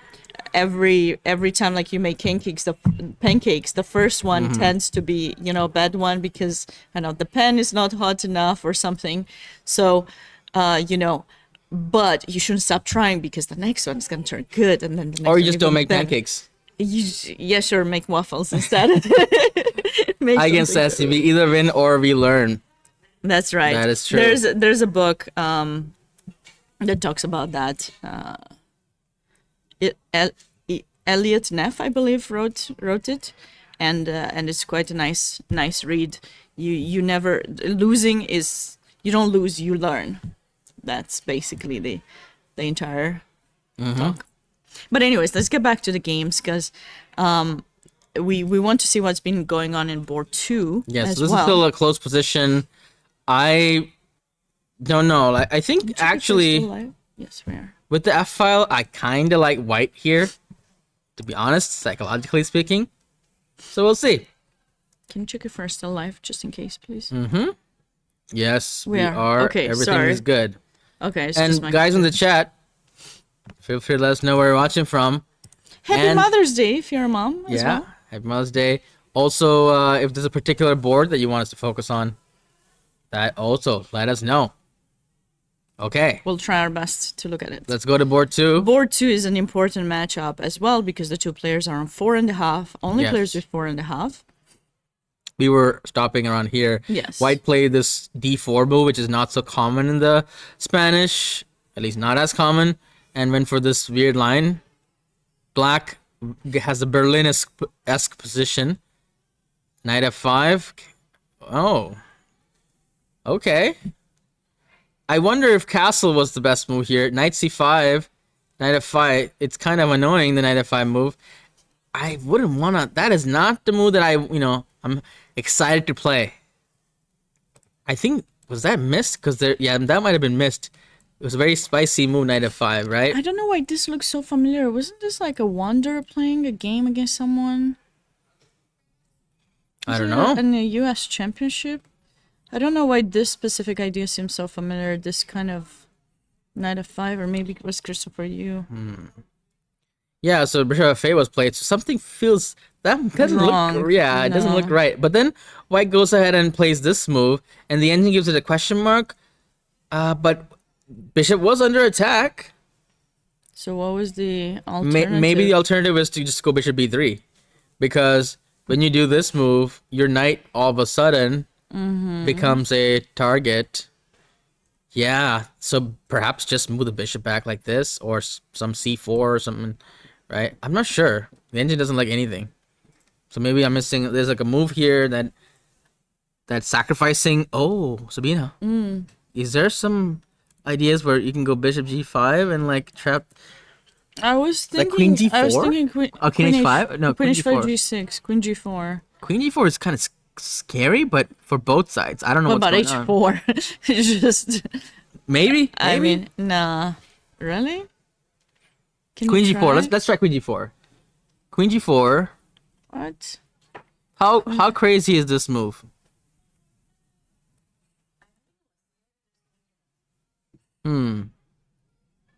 I don't know. What's the idea? What's the move for black now? Take the bishop? I don't know, g7 is hanging. Let's not forget about that. Actually, queen g4 is the worst. Yeah, okay, let's No, try take the bishop. What's take wrong? the bishop. Okay. Bishop And then- g5. Bishop g5. You're not take here because then rook f8, right? g8, yeah. And then... Wait, it's- when? Oh yeah, rook g8 immediately. Even yeah, okay. No, because it's check. Sorry. Yeah, so I mean like this rook f8. Yeah, Bishop h6, queen H- e7. And then I have 2 pieces, right? For the Yeah. rook. So let's try bishop g5. bishop g5, and this looks uncomfortable. Knight d7 only move probably, right? Or are you gonna play f6? Yeah, it looks... Yeah. Okay, knight d7. Let's come up with some. I mean, at the very least, Knight d6. it's possible. But I could do this too. Sure. Fine, but if The you engine want, doesn't like it. if you want to do knight d6, Bishop f6. No, I'm just actually bishop f. What? Bishop f6? Can you try it? I'm sorry. I'm not trying to just throw pieces, but I like bishop f6. Can you I try don't it? like bishop f6 because you just Can take, you play it? just take? take, Sabina, and then take again. Don't they have like queen takes? But don't forget, we're like down a lot of pieces here. Yeah, this would be nice though if you take queen takes. And Actually, then, okay. Yeah, you push. Is there that like pawn. pushed? Yeah. Wait, knight g7 Oh, as it takes. takes. What do you do now? Queen takes. It looks nice just to kind of show it. I know it's not good according to the engine, but You're down 2 pieces you can just move the. on. Yeah, the problem is then after rook e1, check, bishop e7, Bishop e7 and takes. queen I can take sacrifice. this. Yeah. Okay. No, but I can. If you go bishop e7, I can move my queen. Oh, so bishop e6. Sorry. Bishop e6. Bishop seems simple. e6. Yeah. There's no sack, right? No, bishop e7. Yeah, we don't have a bishop anymore because if Yeah, we still had, we could okay. go rook e6, queen e6, Yeah. f7, Okay, bishop so h6. complicated line, but It's too it's too much. I think queen a4, just take the piece. So Okay. queen I was trying e4 to be is fancy. interesting. It is interesting. Yeah, I like that idea. In the game, though, white played this. Okay. So let's get chop. Eigen had a comment. Is it this? And then we talked about this. Bishop And f6. this. After Good. 97, bishop f6. Too many sacrifices, right? Yeah, again, I'm not sure. Well, maybe a bishop Again. f6 works. No. Bishop f6 instead of knight takes g7. Wait, didn't we just look at that? Oh, we did look. Oh, yeah, Yeah, we we did just get looked at this. that, yeah. I guess that's what you Yeah, were saying. okay. So this is not. But there must be something there because. Anyway, let's go back to the game. Yes, Takes let's takes. catch up. We don't want to divert too much and analyze a completely different, non-existent game. So as we said before, Brack is a better Berlin because, well, white should have taken probably right on d8. Yeah, I'm surprised. Yeah, that's strange. Now definitely better Berlin. Well, maybe Megan was trying to keep the queens on the board. Maybe she prefers attacking. And she But this just looks tried- really good for black. 2 bishops advantage. Okay, and we have this position. So slightly better position for black because of the 2 bishops. And even the e5 pawn can be a little bit vulnerable. The light squares are a little bit vulnerable. Black just needs to figure out how to develop the rest of the pieces. So we'll see how this goes. Should we look at... let's Yeah, look at Tanya's game again. Yes. Why not? Yes. Because that was exciting. And we were stopped There's- here, and there was a bishop sacrifice. There was rook c8. She played rook b2. She took a pawn, Okay. which is normal. She had to watch out for the back rank, but the rook's there. It's a little bit complicated. I think the idea is that queen here, rook b1, queen e5, right? Mm-hmm. Which is that what happened in the game? Yes. Yeah. So actually the trades are a good sign for black. So white decides to not trade even more and keeps the at least one of the rooks. So she's up 2 pawns here. But she spent too much time. 7 minutes is kind of scary because there's only 10-second delay, which means you had to play pretty fast. It's like a blitz game now. Yeah. But the problem is that it's a blitz game for black, but it's a long game for white. But I think, does white need to... I think when you're playing with delay, I think white can also stop notating when you... The opponent stops notating. I think when think you're so. you need to keep notating until you have 5 minutes, I believe. If you have less than 5 minutes, you can stop writing the moves, which I recommend because you need to use that time to think about your move, right? But I think you have to notate. Till 5 minutes, but I think the other side might not need to. I think US chess... US Really? rules Both players is- can stop it? I thought it was 5 minutes, but okay, it's been a while since I played this non-increment time control. Anyway, so we have rook f8. It's kind of a safe move. Maybe a little too safe, right? Rook f8 feels a little too safe because the rook was active here. This feels like a turtling a little bit, right?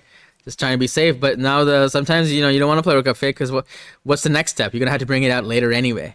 So perhaps something like g6, king g7 was better because this g6 is a very smart move because your king is now free, which means your rook is now free. True, but she has to be careful because if you play g6 and move the queen from there, then white will have ideas Some to sacrifice. Yeah, but yeah, of course we will keep the queen here. Well, Okay, here, queen e3.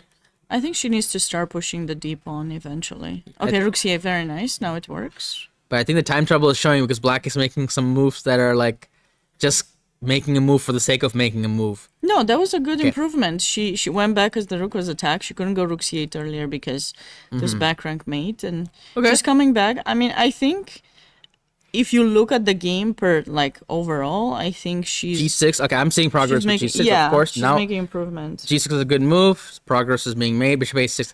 That's the current position. So is 7 minutes enough? I think it's enough. Yeah, Maybe rook rook c3. behind the passed pawn. Oh, sorry. I was thinking rook c3. How about I still pushing want to the- go for pushing the the rook is pass? attacked right now. Right, so rook d8 and then Okay. push the passed the pawn. I think it's enough. There's no clear weaknesses. Oh, she has to be a bit careful because I saw the sign. So if you go rook c3 here, for example, she has to be careful for... Rook d8 played, by the way, which I like most move. Yeah. Okay. Yeah, But because of then all the there's- back rank stuff, right? Exactly. Yeah, I think it's better. So when you have no time, you want to keep things as protected, no checks, like nothing to worry about, no tactics to worry about. Although I think maybe the queen will go to d4 now to block the pass center pawn. So black needs a way to pry this queen away from d4. Also, we had to think about this as well. There's an interesting idea. Can we transfer the bishop to e4 with bishop f5, attacking like the it. rook, and once the bishop comes here, offense is the best defense, right? Yes, I think so. I like that idea. Perhaps bishop f5 is an interesting move. But so after bishop f5, let's be aggressive looking and play this. Does it lead anywhere? I don't think so, right? I think you're gonna get. Yeah, You might get mated with white. Careful. Bishop I might f1. play queen g3. Yeah. So bishop f5 is, I think, queen e4 on the board, by the way. So if she finds this maneuver, it's progress for black here. What if she doesn't find that move? Is there another way? She used to get the queen away from there. She would try to trade queens maybe somehow, but Perhaps queen to g3 is a move, because if you take the pawn, I could think about sacrificing my bishop. Queen f5 played, so didn't find bishop f5. I wonder if she's trying to go queen e4. I think so. So that's acceptable. I like that move too. Acceptable. What if white plays rook b7?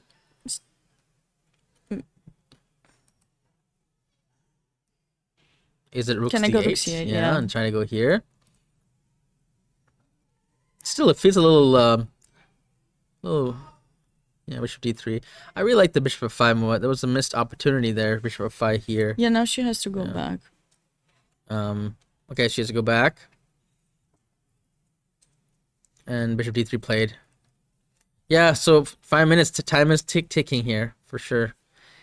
And now white might try to steal a pawn and just come back really fast, right? I don't think white has time. So if you go queen g5 back and white takes in a7, we have queen g3, right? Yeah, I feel like black's gonna play this. But then there's also queen f6 stuff we don't worry about, right? So you want to go here. Played, by the way. So if queen takes, and then here, fork on the little bit of a pressure. But now, black's only have one pawn. And then, No, because you know what? If the queen is gone from d4, then we can play d4, bishop d5. that's another idea. Absolutely, absolutely. So queen a7. Do you want to play d4 or you want to play queen g3? I think queen g3. But maybe queen g3 come back to d4, and I don't think I have anything. No So maybe I should play sacrificing. d4. d4 first. Yeah. And then that is fair. That's fair. And bishop d5. Yeah, that's one way to do it. And then I gotta play this, I guess. But then Careful, you I can keep just pushing the pawn, right? I start. Yeah. I What start to about, push. is this a move? No, it's a blunder because I can check and then take. Yeah. So, yeah, we might see this happen if white takes the pawn. Queen g5. Okay, so So maybe white should play something like a4 and just wait to keep see. the status quo. Let black make the decision on what to do, or even king h2, right? Yeah, king h2 makes sense. Then maybe black should try to play something like a5 or an h5 h4. Yeah. There are ways to slowly improve slightly. So yeah, but- still the time is a problem.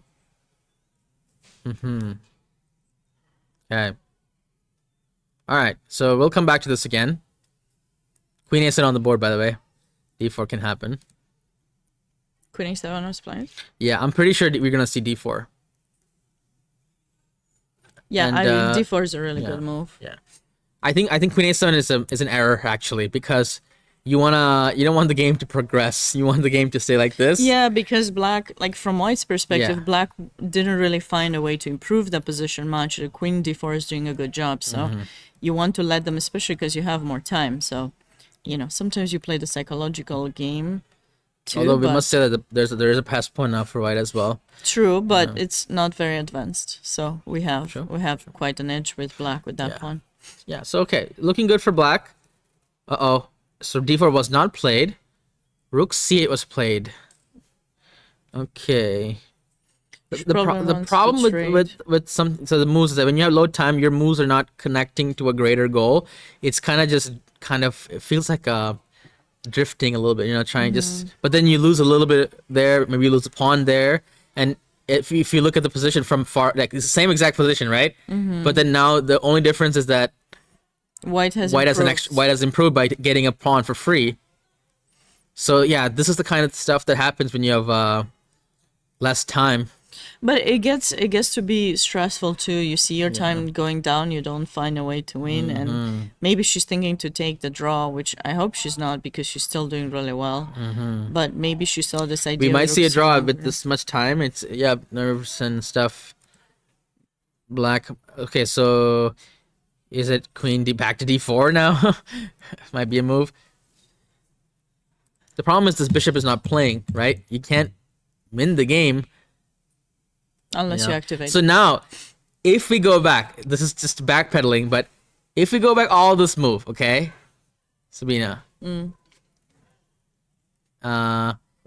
you go back to your bishop takes right here. This is why we should, if you have a chance to go to the end game, trading the queens and being up 2 pawns, it's just easier, right? You don't have to think too much, right? That's I would say so. I would say that's probably why you should go to the end game up 2 pawns. I think she has some chance. She just didn't push that d pawn soon enough. Yeah, of course. I'm just saying, like when you have no time and stuff, you this is more complicated. Mistakes can be made. By the way, so we have more moves. Rook c8. I thought queen d4 was the move, but queen a3 was played. Okay, and d4. Queen e5 was played. D4. Yeah, black is still not playing d4, which is very important. But she's probably worried that the pawn won't be protected anymore. So you're thinking, okay, how am I going to improve? I don't want to. But okay, the engine is just making, By the way, I think that queen g3 was also interesting because pinning the bishop. It's also pretty strong, right? Yeah, very strong move, I think. You need to be careful for rook b3 ideas, though. Then d4 maybe. Yeah, d4. Yeah, I think queen g3 was also pretty good here. But d4 is probably the easiest, yeah. So, queen e5 and queen a6. King h7, okay. Okay. Useful move. Yes. And white has time, though. Yeah. Okay. Should we come back to this game? Yes. Okay. Let's go back to board. Board 1? Nothing happening here yet. No. But white. I remember I said that I liked white. Sorry, I like white's position here, because the open f file, and white is actually ratcheting up the pressure here, with queen g3 threatening this rook f6, and I think we're gonna see a doubling of the rooks as well. But black has a pretty epic way to defend this position. After when there's a doubling here, you know what black's gonna do? I think black's gonna play knight g8 and just sit there. Possibly. There's knight f5 and knight f5, maybe knight f5. I'll just take, I guess, right? I think I've seen stuff like that. You had to sit there if you double. I would love it if you would do that. I think for white. No, but then at some point you can play like knight f5, queen h3, knight g4, f5 g5. to take, yeah. But I think I've seen stuff like this before. Of course, like white needs 2 moves to double, and then yeah. I don't know how else black can defend that, actually, if you double. Because rook f6 is a major threat. Maybe you can just move the knight, but then rook f7 could be an idea, right? So, yeah, I think that we're going to see like some sort of a rook lift. Rook doubling, I mean. I wonder which square, probably here. Right? You need to be careful about your queen, just not to allow some knight. H5 stuff. Oh, yeah, fair enough, but I can move, right? Yeah. So rook f3, rook f2 is coming next. Oh, not that move. Rook f3, rook f2. And okay. I think white's doing slightly better. So I have an idea. You go rook f2, I go queen d7, and then you go rook f1, right? And then I go knight h5, and then maybe I can I don't trap your queen. I tried. Right? Also queen d7, you gotta worry about this move, Sabina. Yeah. That's a problem. So, yeah, I like white's position, even though the engine's staying equal. I think that the path is narrower for... Maybe b5 first for black here. 5, okay. It's a narrower path, for black. to try to do something here. Yeah, b5 might be possible. Okay, so board 2, Mega and Paragua. We have a couple more moves. I thought that black's position was better, and it is better. We only have 2 more moves though. So Okay. and board then 3. Board 3, Isaac Wang. We haven't. Ooh. This game is already over. Game over. Ooh. We let's stopped see. around here, and So Isaac's. wait, they made the 4 queens. Isaac's. We were joking What? about this, Yeah. and it happened. You think they did this for content? This. Yes, for us to see. I think I they- think I've seen this kind of line because I was working at some point with someone and Wow. we're looking for, but not in this specific variation. There are openings where they do this pawn eating Trades everything and- line. Yeah. But I think I have a small feeling that both players just wanted an interesting game, and they're like, you know what? Let's play with 4 queens. Right? I think so. I think so. I need to send this game to Maurice Ashley. He's wrote his chessable course Yeah. on. Oh, really? Yeah, and Maurice was here actually. He often. published 2 books. I don't know if he's. I know he did a signing the other day, but I don't know if he's still here. So if you guys didn't get his books, definitely look at this should check position. them out. C3. Now, if I fork both queens, which is kind of not every day, you see this, right? C2. And then you play this, and then you attack this queen, and it's going to be a queen trade. And you make another queen, by the way, but then it dies. But no black spinning. But black that's, is doing how that. often do you see a queen fork? Not often. Yeah, because you usually don't have two, 2 two queens on yeah. the board. So C3 played, and castle, Okay, so he gave up that piece. and unfortunately, there's a queen trade because of Oh, very sad. But the bishop in f8, how is that gonna be protected? Knight d7?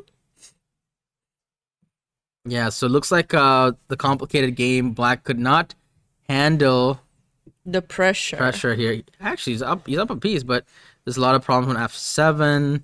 Bishop takes f7. Ooh. And then, okay, hold on. Oh, okay. that's so beautiful. Yeah, it's just such kind of a trade, but he keeps the game going. Yeah, but black cannot No, so- develop. That's the yeah, bad rook e1. situation. Yeah. 7, bishop f4.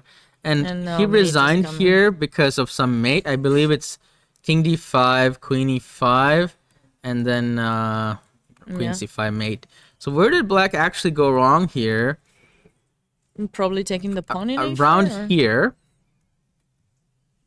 maybe just on take, go queen f5 maybe? Or... Yeah, so the reason why black got in trouble is because of this f pawn.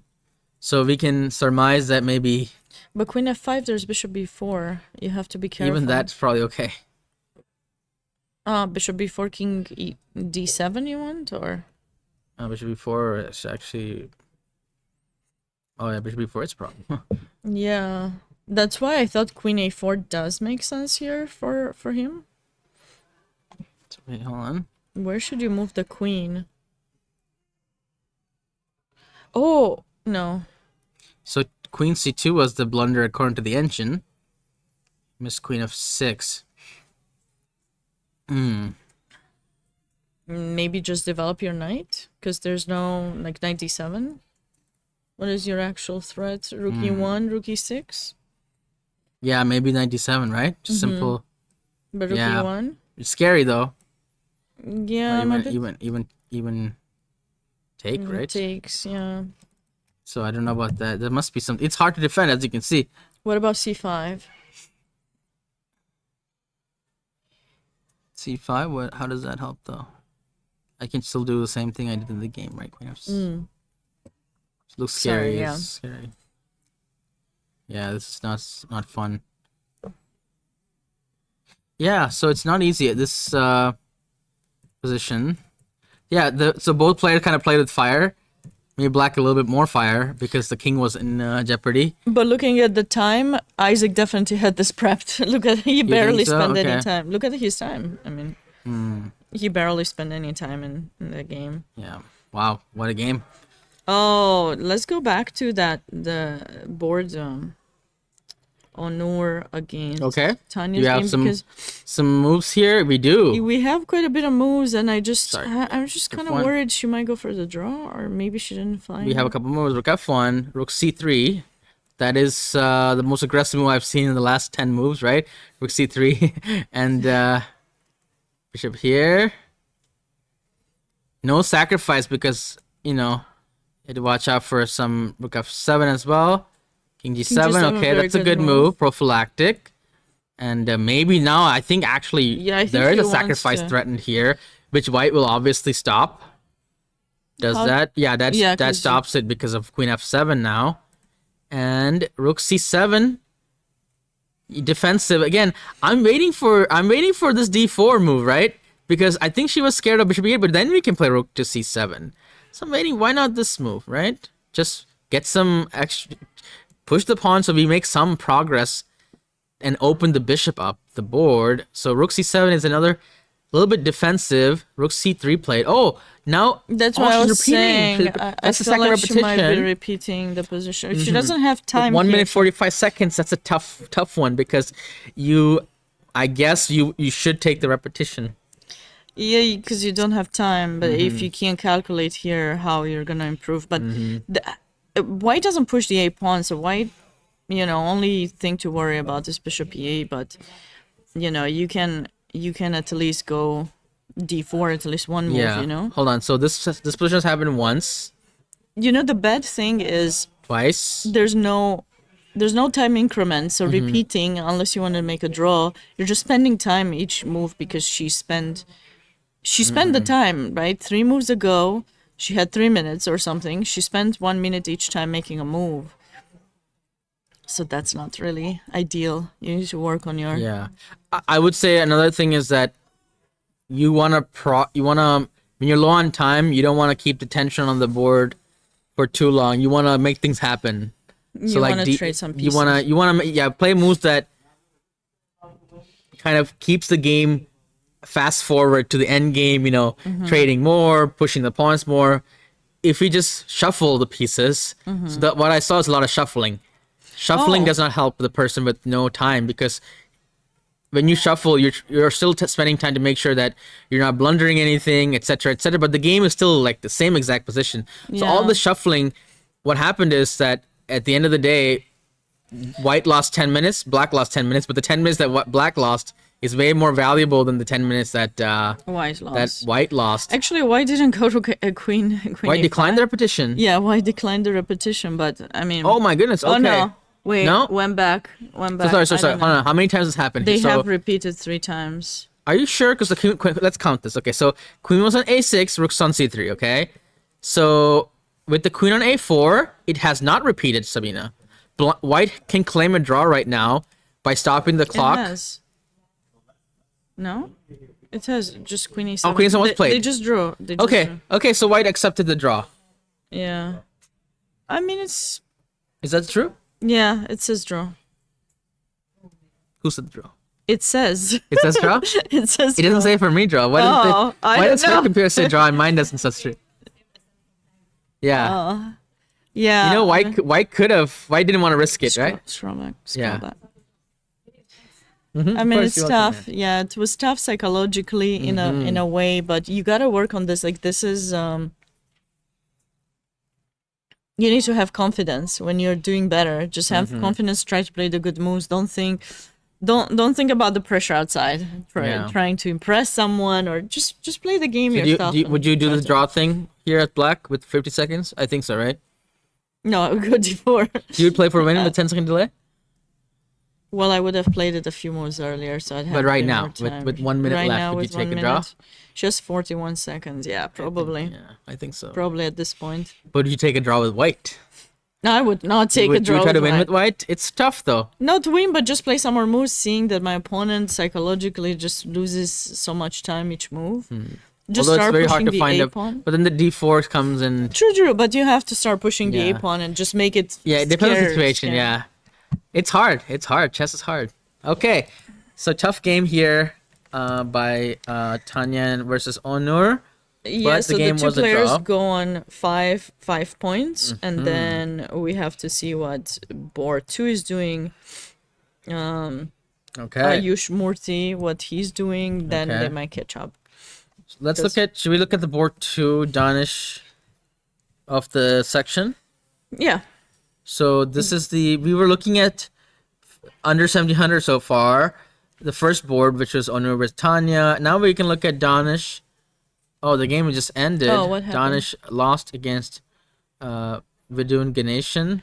Okay, I'm so just gonna then look at the end position here. we'll have quite a lot of people with 5 points going in the final round. That's gonna be an exciting round for this section, because there's no one else. If Danish lost, Danish was on 4.5. Ah, okay, He so they're lost his tied game. for first, right? All the Yes. boards that we saw. So board 1, yeah, they're tied for first. They're the higher rated in the section, and so going into the last round, we might have co-champions in this section. We'll see. By the way, look at this position. Wouldn't you play knight c3 here and stop rook c2? Yeah, what happened? Right? I mean, but this was played, and then that was played, and then that was played. I don't get it. Go back? Maybe he was worried about b5 after knight c3, or maybe queen a5? Yeah, it is bad. Queen a5, what do you do after queen a5? Knight c3, queen a5. Queen a5, just king b1. And now b5? Yeah, it's bad. Yeah, but I it agree, can it be worse than Maybe losing a piece in the maybe game? he thought about that move, but he changed the move order, and that's why he got into that position. It happens, sometimes. It just Also, Sabina, shouldn't you give up the queen here because, right? Yeah, Danish, I think, was the higher rated. Maybe even, or just move the queen. It's hard to say. Is this a move? And then do this. At least you have a rook and a bishop. But it's all bad. So this was a blunder by bishop. Bishop here's blunder. Anything was better. King b1, bishop d. I guess this is under attack. Can you go f4, or I mean, just wondering. What about just this?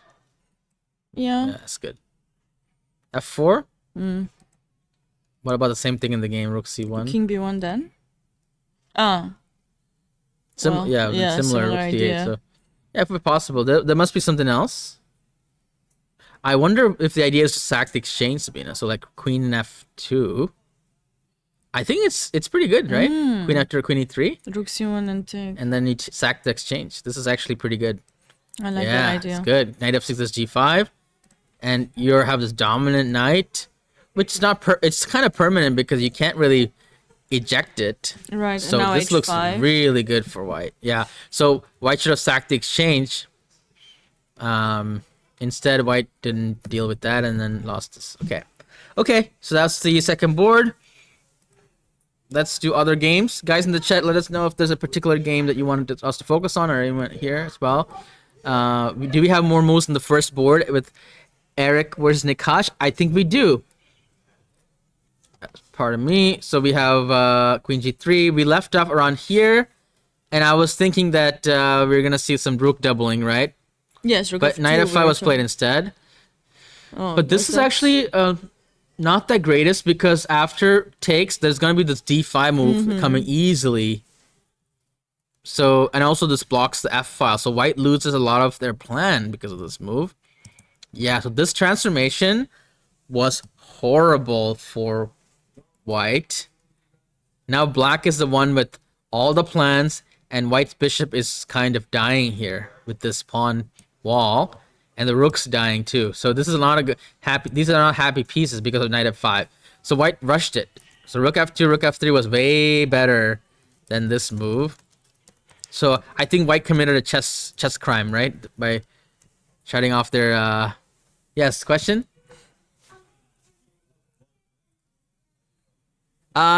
During break, yes, autographs, yeah. That's a good question. About 20 minutes. Yeah. Okay. So here, did you guys finish your games early? Okay. Now you're watching the stream. Okay, cool. So takes, chess crimes committed. Call the police. Okay, so here, e4. Okay, that's actually a good move. Right, trying to open the bishop a little bit, but black doesn't even have to do anything about that. So I like black here. I do like black too. Somebody said that Magnus won. Okay. Someone wanted to check a game. Yeah, they wanted me to check, but that game is not live. So yeah, we only have access to the St. Louis Chess Club. Oh my God, we got a raid. We got a big amazing. raid. Thank 700 you so much. people raid. Oh, thank you very much. Thank you, St. Louis Chess Club. I think the Poland, wow. GCT just finished, and Hi, it everybody. looks like Magnus won. Magnus won the. Okay, is that Chris? That's Bird? Chris Bird. Chris yes. Bird, thank you very Hi, much. Chris.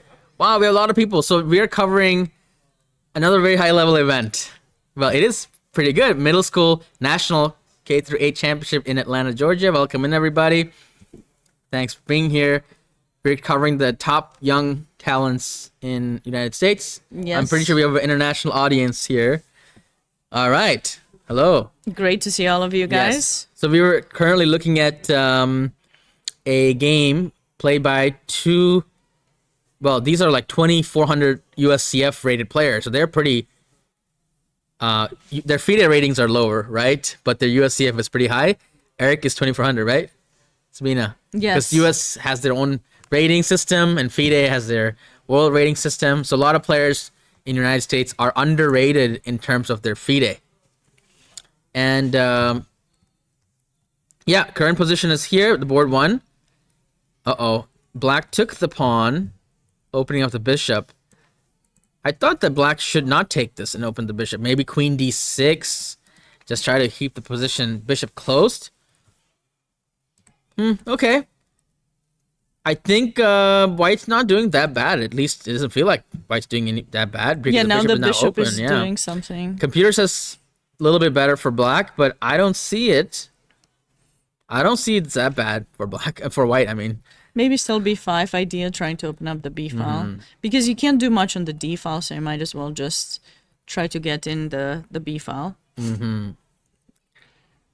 Chris says, nice to watch some quality chess after the blunderfest.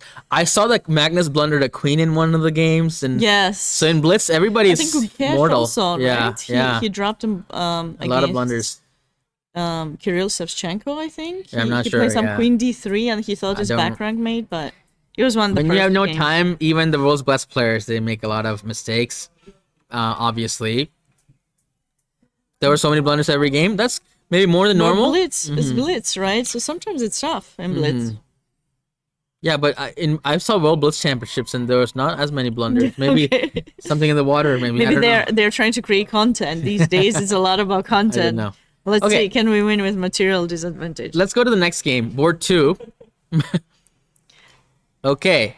I guess it's possible, right? So. Oh, maybe. so the Megan game. No moves here. We have a Berlin-esque position, and black is better No, because. I think they drew. Where does it say draw? It says they agreed to a draw. Yeah. Grandmaster draw. Okay, that was But that's actually kind of curious because why would black agree to a draw here? They're better, and they're trying to win the tournament. Yeah. So I don't get it. I don't get it either. I don't get why they would agree to a draw here. There's so much chess to be played. So much. This is like a good Berlin for black, I would say. Yeah, no? good Berlin because once you connect the rooks in the Berlin, you're already better. So black didn't even have to try to connect the rooks because it was only Berlin-like position, and rooks are already connected, and there's no plan for white. What is the plan? Like h3, maybe h5, right? Stop g4. What about, I know it's not really ideal, but what about planning somehow b4? I know I'm trading, but I'm trying to open up the c file.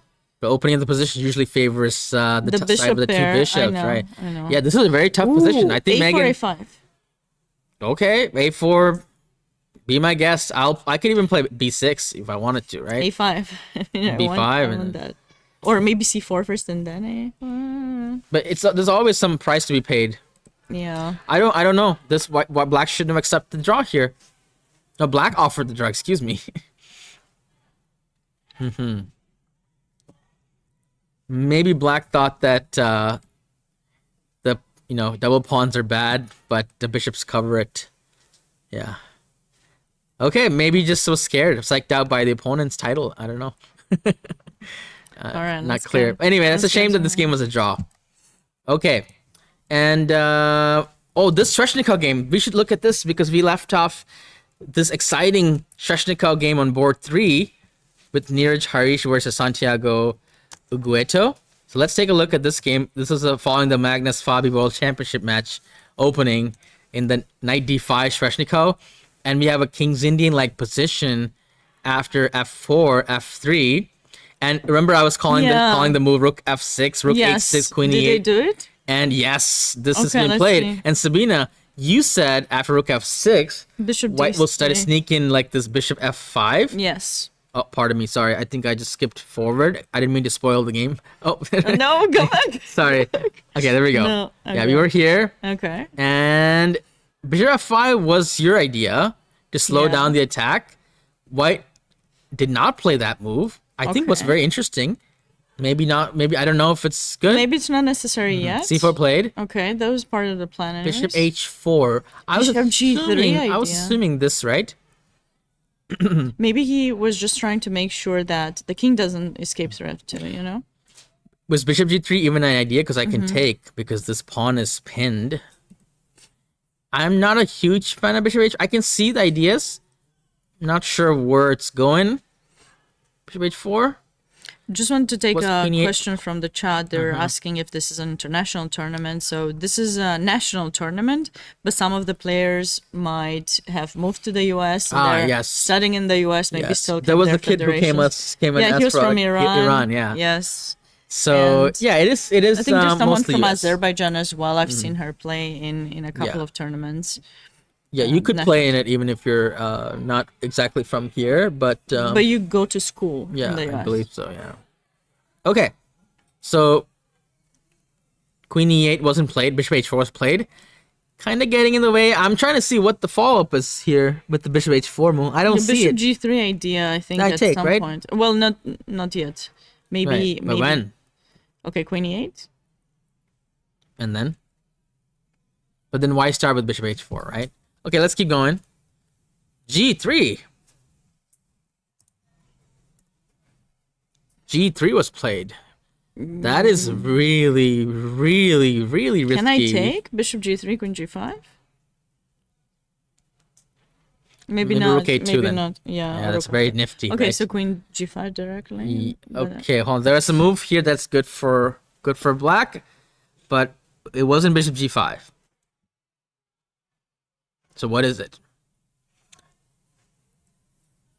What is the move that black missed here? Okay, let's check out all the options. We can sacrifice the exchange, which looks kind of not good, right? No, not worth it. We can sack the bishop, which also doesn't seem like it's the queen doesn't have a good entrance. Only if you go Queen G5. Queen G5 right now, that's a possibility.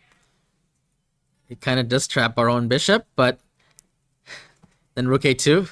I know. I can't really see a follow-up unless we sacrifice in G3, but I still don't see a mate. Yeah, not sure. Queen G5, Rook A2. Queen G5, let me try Queen G5. Okay, Queen G5, Rook A2. Okay. Rook A2 is the move, I think. Yeah, this is a very good defensive move. And the problem is kind of clumsy positioning of the pieces here. But Knight F6, maybe? Just throw everything. Throw everything at the No, I mean, white just brings in the rook easily, I think, right? Where? Sorry, maybe rook. This is very complicated. I don't know what the threat is. Bishop H3 maybe. It looks scary. Just don't go rook G2 because Bishop H3. Yeah. But apparently Bishop G5 was a miss. Should be maybe we can check what the move was instead of sure. Instead of Bishop G5, which is considered a miss. But honestly, this position is so complicated. I wouldn't even trust the chess.com engine evaluation bar right now. It says Bishop G3 actually. Bishop G3 was it? Rook H3. Takes on Rook H3. But like, so I don't know how good it is. See, now it's saying equal now. Yeah, I don't trust the engine here. I told you, it's just takes. I just move. 11. Yeah, I don't know about this. I don't trust this one. Yeah, it's a very confusing position. I agree. Need a lot of depth. Okay, So we have bishop g5. So this is not trustworthy. This X mark. No, it's not. Okay. Imagine that. Even the computer is confused here. Takes. So this is a nice move by white. Always useful. b6. Trying to get some diagonal action here. Knight c2. Okay. Uh-oh. Rook This a5. allows maybe some Some queen b6. checks. Also, the rook is now no longer... But I understand why, you don't want to give up this square. Wait, after rook takes a5, I can still play knight c5 if I want to. Oh, you can. That's true. Played. But not good. Sabina, I think it's rook c5. Yeah, and then you have some really strong pawns there. Maybe some ideas like this. I sacrificed once a piece like that, and I thought it was a pretty good, good position. Looks like a very confusing position. Okay, I think it's rook c5. Looks Probably nice. black was trying to just bring in some pieces with tempo because he needs to get the bishop into play, the rook in a8 into play. So, but probably maybe knight b6 was better, or knight f6. Mm-hmm. Yeah, I would love to have those 3 connected passers. Yes, That would have been so nice. I love that idea. Yeah. And then you scary. go c6 maybe, and then very c5, scary. d6. I think a lot of people are exchange sacrifices. We haven't seen anything like exchange sacrifice in this whole tournament so far. I think the exchange sacrifice is a unexplored, like not mastered at this level. A lot of levels actually, right? Yeah. Petrosian games. They should check some Petrosian games. Mm-hmm. So definitely trying to keep the material. So rook g6. Okay. Maybe rook h3 is a better kind of setup. Or maybe bishop f5 first with tempo. I was thinking like even a5. Is that a move? Sure. Just to get some ideas. Maybe, yeah, it's interesting. Trying to get some squares or some developing moves. Yeah. Obviously, it was good. Yeah, rook g6 seems a little bit...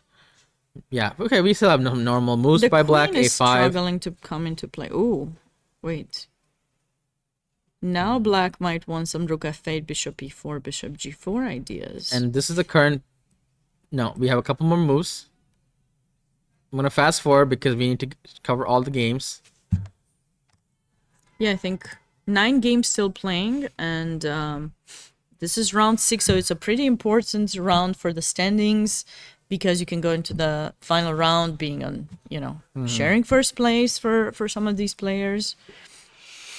I'm trying to understand this position. Like, the first thing I would look is like, okay, the king is a little bit weird for white, but the b6 pawn looks dangerous.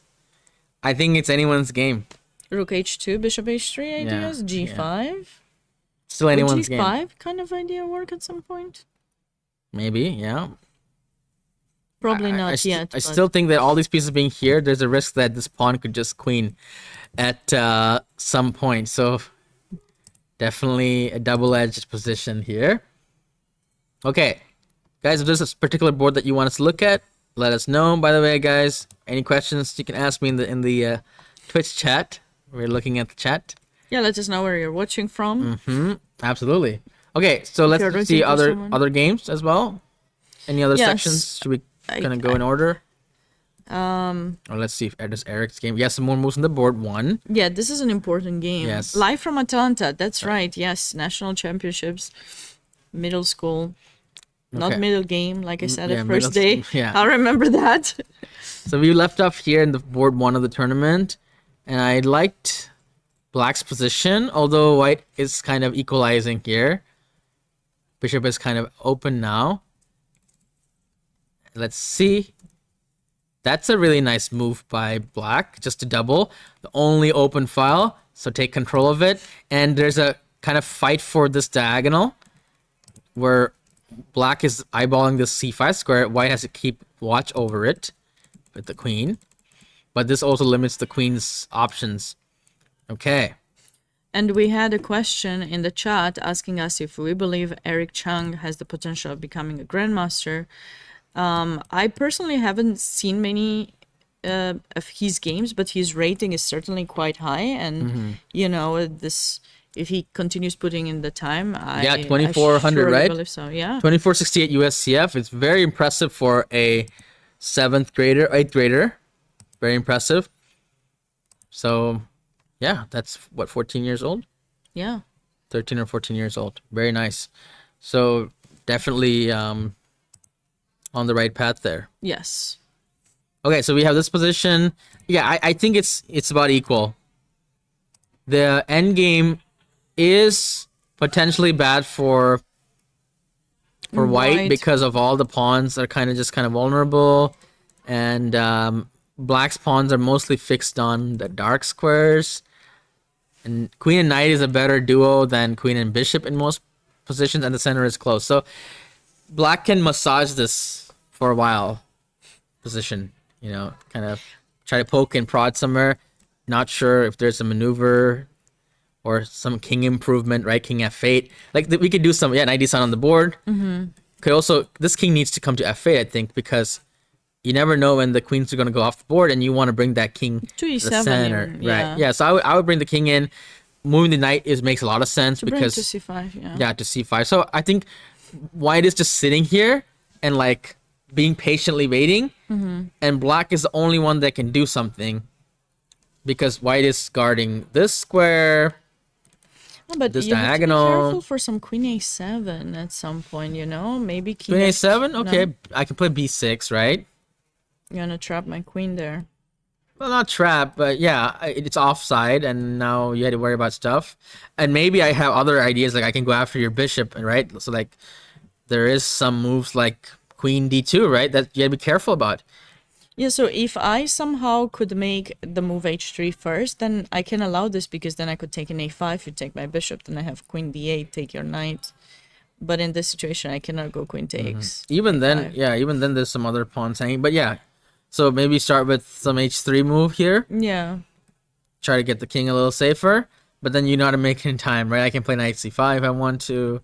I can play queen c5. Should you trade queens is the question. We can. I don't think we should. I think the knight will be better. Yeah, I think trading queens is a draw for. Although it king is not, king is f2. it? Oh, because of no, king f2 is fine, right? Because now I get to protect all the pawns in time for knight c5, right? It's probably like knight c5, king I coming just don't here. like the king in h8, like. Yeah. So let's play king g8. I want to see your idea. Yeah. Queen a7, right, Sabina? I still think it's too much. Queen d2? Queen d2, you wanted to take this, but why not take this then? Yeah, well, I saw it after. It's just because I saw it after. So I go here. I don't know which one is better to take. And then you take here, I'm assuming. And then this is a draw. You think that's a better one to take? So I'm not gonna go here. Oh, but here I can go here. Because you can't play king f2, so this is a double Okay, attack. so let's just go king f1. Why am I playing h3? Okay, you want to go king f1. I go king fair f1. enough, fair Yeah. enough. Okay, so now let's say I play the But same you thing still- again. Yeah. Now you're gonna go here. I guess that's your plan. Yeah. But there are other issues, like this pawn is hanging too. Yeah, like I will go here. You see, I would, if I get this guy, I agree. Yeah, it's way more valuable than this guy. I agree. Definitely. So I think, again, white has to be very patient here. So the move like king g8 is like a very patient move, just improving. Maybe there's something I missed for black. Maybe knight c5 was a good move here, just putting pressure on the pawns. That makes a lot of sense, right? So I think maybe white has to deal with this pawn first, because knight c5, knight a4 is kind of a threat, right? Yeah, and you know what they say a lot of the times, when I get kids early in their chess development, I ask them if they ever thought about the difference between knights and bishops. Why are they worth the same? Because bishops can control more squares, and sometimes you get the right answer, but sometimes they're thinking about it and they say, no, but bishops are better than knights. But this is a type of position where you are reminded that knights get to control both color squares. Yes. And that's what makes them really strong, especially in blockaded positions, especially when the side with the bishop has pawns on the same color as the bishop. And it's just a game that's going to be definitely pushed on for quite some time by black.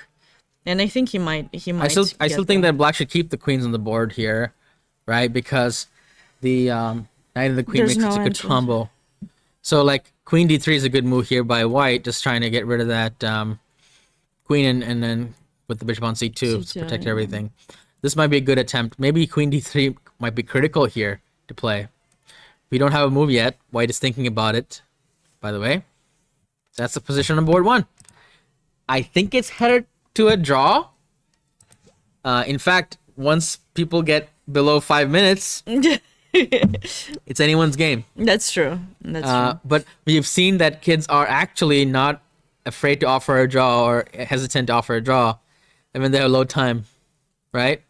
Yeah. There's a lot of pressure, so people offer draws. We saw like a couple of draws already, right? Even in like better positions or winning positions when you have low time. So draw offers are still there. Yeah, this is an interesting time control. Do you prefer to play with delay or increment, Gauri? I like increment. Delay is torture. It's torture. Because you never get to build your time. It's true. And yeah, 10 you need to second be delays. trained though, and I think for these kids, a lot of the tournaments they play locally, they tend to be with a delay. Most kids tournaments that I see throughout the U.S. are maybe 45 minutes, 30 minutes, and there's usually a delay, which gets them to build up their experience with playing with delay, I think. But once you get to be at a higher level, you start getting to increments, so it's hard to go back to delay. I was first surprised when I came to the US because I thought there was a 30 seconds increment, but it was a delay. And I thought it's better to have a delay, but I'm not sure. No, delay terrible. You can't build your time. Imagine you have 30 seconds 30 seconds left. No, in this tournament you have 10-second delay. So it means that if you're below 10 seconds, the maximum time you can have is like 10.1 seconds. Okay. So like every time you make a move, you hit the clock, you'll have 10 seconds. Okay, right? but like, you also cannot really lose on time if you make the move in 10 seconds. Whereas with the other one, if you're not careful, you could lose. Well, same thing. Yeah. I don't know. If it's 10-second increment, you can, let's say they capture your queen, you capture back, you can make it 20 seconds, 30 seconds, 40 seconds. No, I mean I get you, but you'll be like in the. It must not be that terrible if it's Word, then nobody would play with it, right? So it can be helpful for some things. Also, I think for tournament directors and for this kind of tournament where on Saturday, especially today, Sunday, but yesterday, the kids had to play 3 games a day. Yeah, it helps not to add more time. So I think it depends on the kind of tournament. Yeah, I agree. The delay is just so that you don't knock over the pieces when you play. Yeah. Because if there was no delay, you're just like you might see pieces flying over. It's not chess anymore. It's like whose hands move the fastest. Yeah, and since a lot of people came from the Poland GCT, they've seen probably some stuff. At least we have to catch up with it in our break. Yes. Okay, but we have some moves. Games. The queens have been traded off, by the way, and this game is headed. I feel like somebody's gonna offer a draw in this game. That's what I think. But okay. That's the position Black is gonna try as much as he can because he would love to be, the one having the chance to be the sole leader. Of course. So he's gonna bring the king in the game. He actually, if he wins, if one of these players win, because they are the only players, I think we lost internet. Oh really? No, we're good. We're good. Yeah, my stream is good. All right, I think so. I think we're good. Guys in the chat. Let us know if there's any technical issues. It seems like we're still live. Yeah, we're live. Yeah. That one is not the hotel internet's a little iffy. Yeah, it keeps disconnected. Yeah, we're good. Thank you, Elliot. Yeah, thank you, JCM. So yeah, this game, I don't know. I think Black should have kept the queens on the board, but maybe Black saw that their time is low and decided to pull the plug a little bit. But Black cannot lose this game. Cannot. Right? Will not. Cannot and will not. Okay. But I was saying this and then I got distracted and maybe we lost internet, is that in that game, if either of the players wins, they're going to be on 6 out of 6. And the next player is only on 5 out of 6. Oh, so wow. they are co-champions. Yeah.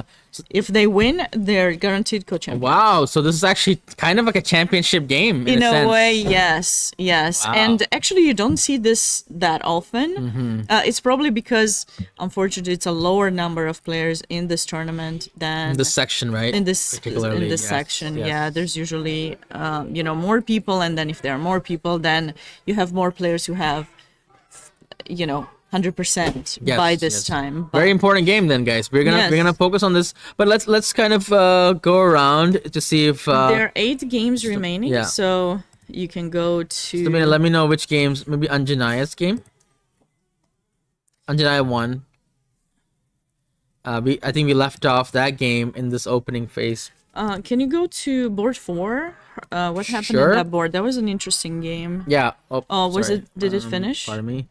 Let me. No, we it did were not. on this position. Yeah, because this was quite interesting with the potential attack that was happening there, you know, and stuff. So the black decides to stop that pass pawn, the criminal that must be kept under lock and key, right? That's what Nimzowitz said, right? yes. So white's like, okay, you can do that, I can do that too.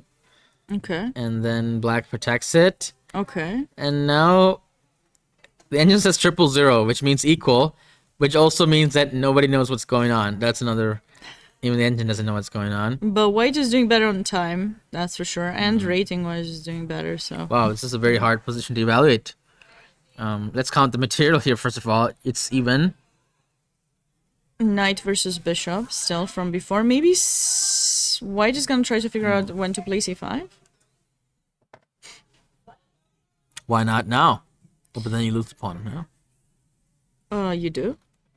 Yeah, because there's 3. Yeah, but isn't there like I can take. wait, but which? So I have 3. No, I know. I was gonna give it up. I don't think you should do that. So no c5. So maybe both players are just gonna like wait. What about the e4 pawn? What about that pawn? Can you take? Is that what you're asking me? Yes. Is that not a free pawn? I thought bishop f5, but I guess you have queen e8. Is that the idea?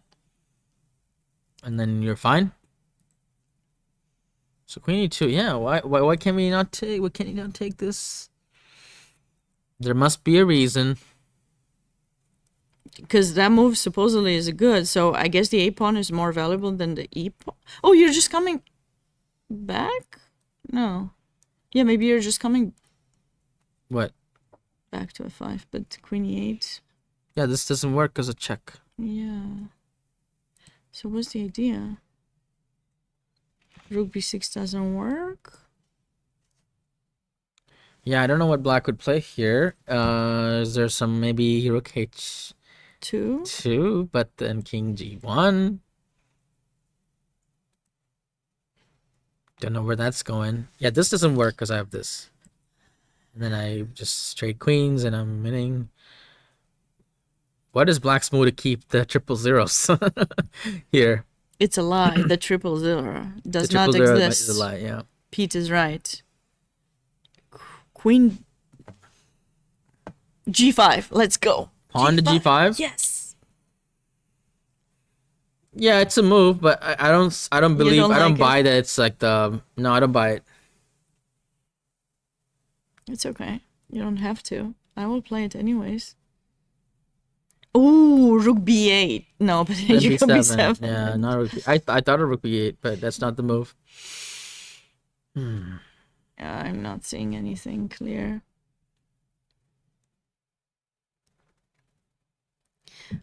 Yeah, I was about to say kind that. of a move.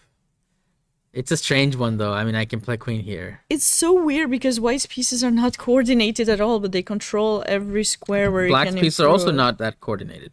Yeah, the rook in h6 needs improvement somehow. What about rook h5? Okay, what's the point? Rook e5. I mean, I can move my king if I want to, as well. I don't. It's okay. Yeah, I can move my king. We have queen h6. Maybe, I was yeah. just trying to come up with some... Yeah, I appreciate that. Yeah, maybe something like this. It's a possibility. Yeah, definitely. Maybe it's rook h5. I don't know. So I think white did take the pawn in the game, and black played king f7. So white is now better. Up a pawn. And no attack for black. Rook e3 played. a3. Another pawn? Wait, what's going on? Why he's giving that pawn up? I don't see it. I think black is just struggling to come up with moves. That's why he's... He just gave up a pawn for that? I mean, could you just move the rook or something? Yeah, you can still do rook h5 and rook e5 maybe.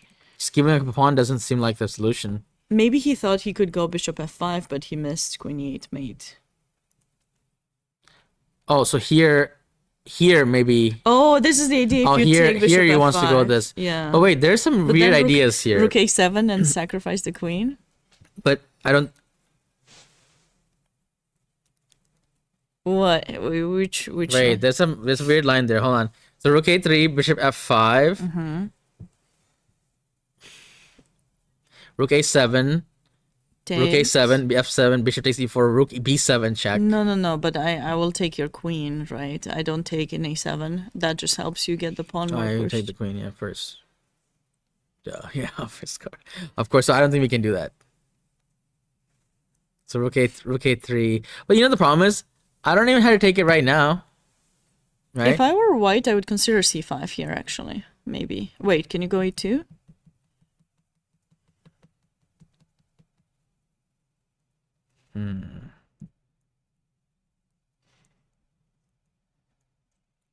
There's another idea. We can sack the b1 rook. Yeah, I was thinking about that. But it's not so clear how to do it, though. What about rook e1 here? Takes here. Rook e1. a2. Yeah. Queen e7. Is that anything? It's just a check. It's not good enough. I've seen stranger things, but rook a1 played, by the way. What? No. Wait. So what's takes and what is going on? Is there a mate? I don't think there's a mate. Is there? You have queen g5, queen e7 perpetual, but do you have more? No, I don't think so. So so this move is not working. So there's another move which both we're not seeing, I guess.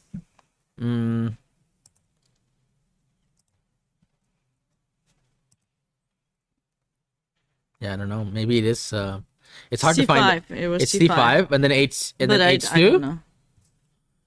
C5, A2, C6. Oh my goodness. Oh, so after takes and beyond, just queen takes, and apparently white's down a rook, but you can't do anything about Yeah, those. it's hard to see that. Yeah, that's not a very... That's very hard to see. Okay, I don't blame white for not seeing that one. But this is an offer of a draw.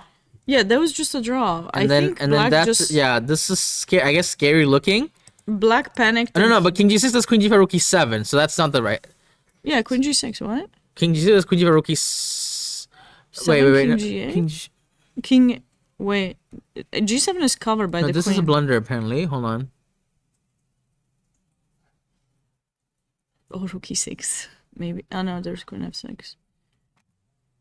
Something with knight h4 at some point, or it's made in 4. We had to find it. F5 is f5. F5 now. It must be f5, right? Or rook e6. It's f5. It has to be f5.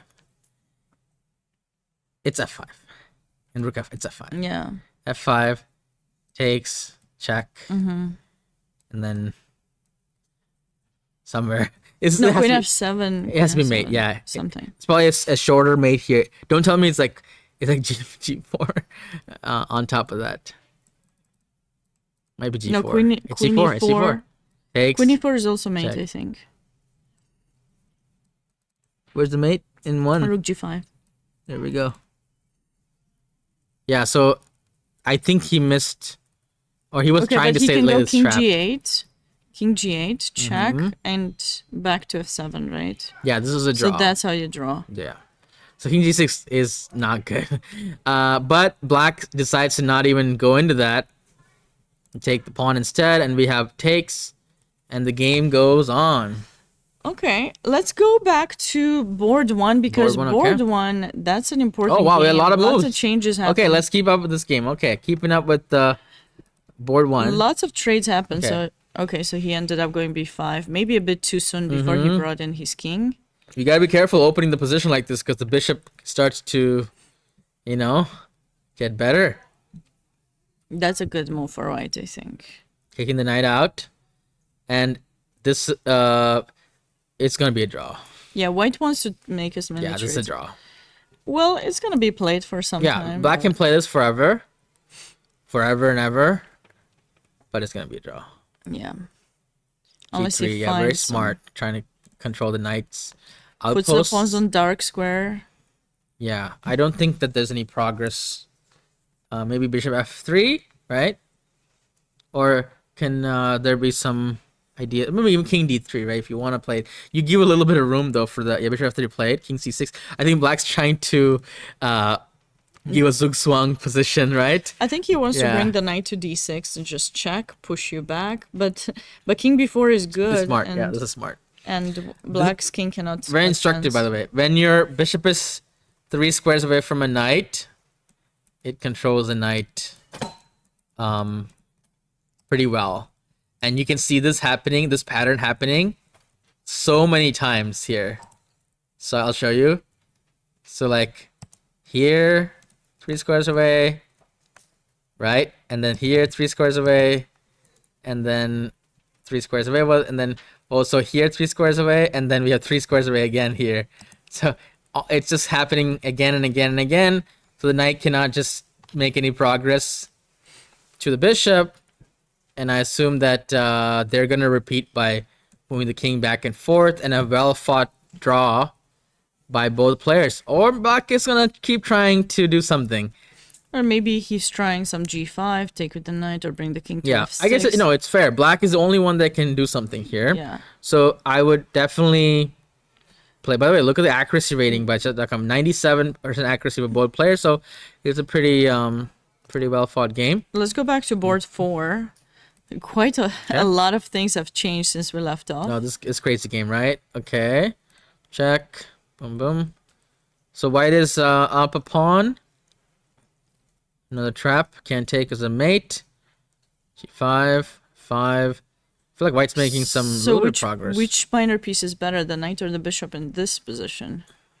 Definitely They're both the knight. bad. The knight But needs the knight has improvement. more potential. Yeah. Yeah. Wait. Is there some knight f4 or something like that? It's probably, or even, you didn't have to play that, but play knight e3 as well. So yeah, white's better because he's up a pawn. But it's not easy. I guess maybe And some they're low ideas in of queen time. a7 is possible here. Trying something. Okay, so how many games are left, Sabina? And they're all like low on 4 time? games. 4 games. Okay, so left. board 4 with no time. This game, also people have no time because obviously it's a delay. What other games are going on? I can't tell you, my internet is not. Oh, okay, that's fine. That's So you fine. can just click through the next one and let's see. Okay, Click through that. draw. Win. This is It's so still board going 1 and on. 4 are still going on. Then we have. Let's see if what else is live. This game is live. Number That's 12. So this The board championship 12. section. Okay. This is a nice rook endgame, actually. Let me count the material. 1, 2, 3, 4, 5, 6 pawns versus 4. White is just winning. Yeah. King g2. But black is doing the right thing, keeping his rook active, putting some pressure. But look at this. These pawns are all on. Gonna fall one Yeah, after they're all another. gonna fall. In fact, I think white should just give up this pawn and then go for like rook b, right? You have to. Or even a4, I guess is fine. I think a4. Yeah. I'd rather go a4. I'd rather go this. Okay, so I take an a3. By the way, even this is another idea. I don't know if Which you pawn want do you to. take? I think you can, right? Because you can check and come back in time. So check, take the pawn. Where are they gonna go? Maybe d6 or f6. Yeah, so I can do that, and I can win The b win pawn. more pawns. Well, not necessarily b pawn because the king will. So if I go here, they go here. Let's say, okay. I take, they go here. I can't win this pawn. I can win this pawn. Now, is that worth it? That's a little suspicious because I don't want to give a. You'll give a lot of counterplay if you. Yeah. if So you maybe let this them. is not the right way for white to play it. White should just go for the b pawn. Let's say like but this. why? You can also just go king g3, king g4, king f5. Okay. Okay. So let me play one more That's- move. Okay. Can I go? Should I go h4, or Wait, now you put another pawn on 5th rank. Like that's. Yeah, I guess it's progress, right? Progress for white to play that. So it's gonna be interesting to see how the game proceeds. Okay, so we have a couple more moves. I think white is going to take the pawn at some point, and then we're gonna take this. And this endgame is interesting. Are you supposed to play rook b8 and just push the pawn all the way to b7 or b6, and then try to? I think it's gonna be win for white in many ways. I have an idea here. What about h4? And if you take f4? So I'm just giving you 2 pawns, but I want to take b5, rook f5, rook takes f4. I see. So I was just wondering if it works. What do you think? I just think it's too much to do right now. Because there's also like f3 check and then rook h. It's too much right now to give this many pawns. Maybe some other time. Like take this first. Okay. And then h4? I also don't want to trade too many like pawns. Yeah, just do rook b8, right? A check first. Okay. And then also I have rook h6. King g3. I had to play this, I guess, here, right? Yeah. Yeah, queen g3. Well, you still can go rook h6 and then king g7, rook e6. Yeah. This feels like the right direction for white. Okay, so white should win this game. Okay.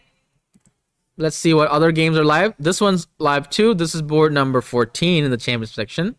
The last DGC board. And looks like white is going to win this game. But it's only 30 seconds left. However, there are no like checks or anything, so... Let's go back to board 4. It's getting very intense. Okay, board 4 board back. 4 is very intense. And we left off here. And... okay. Okay.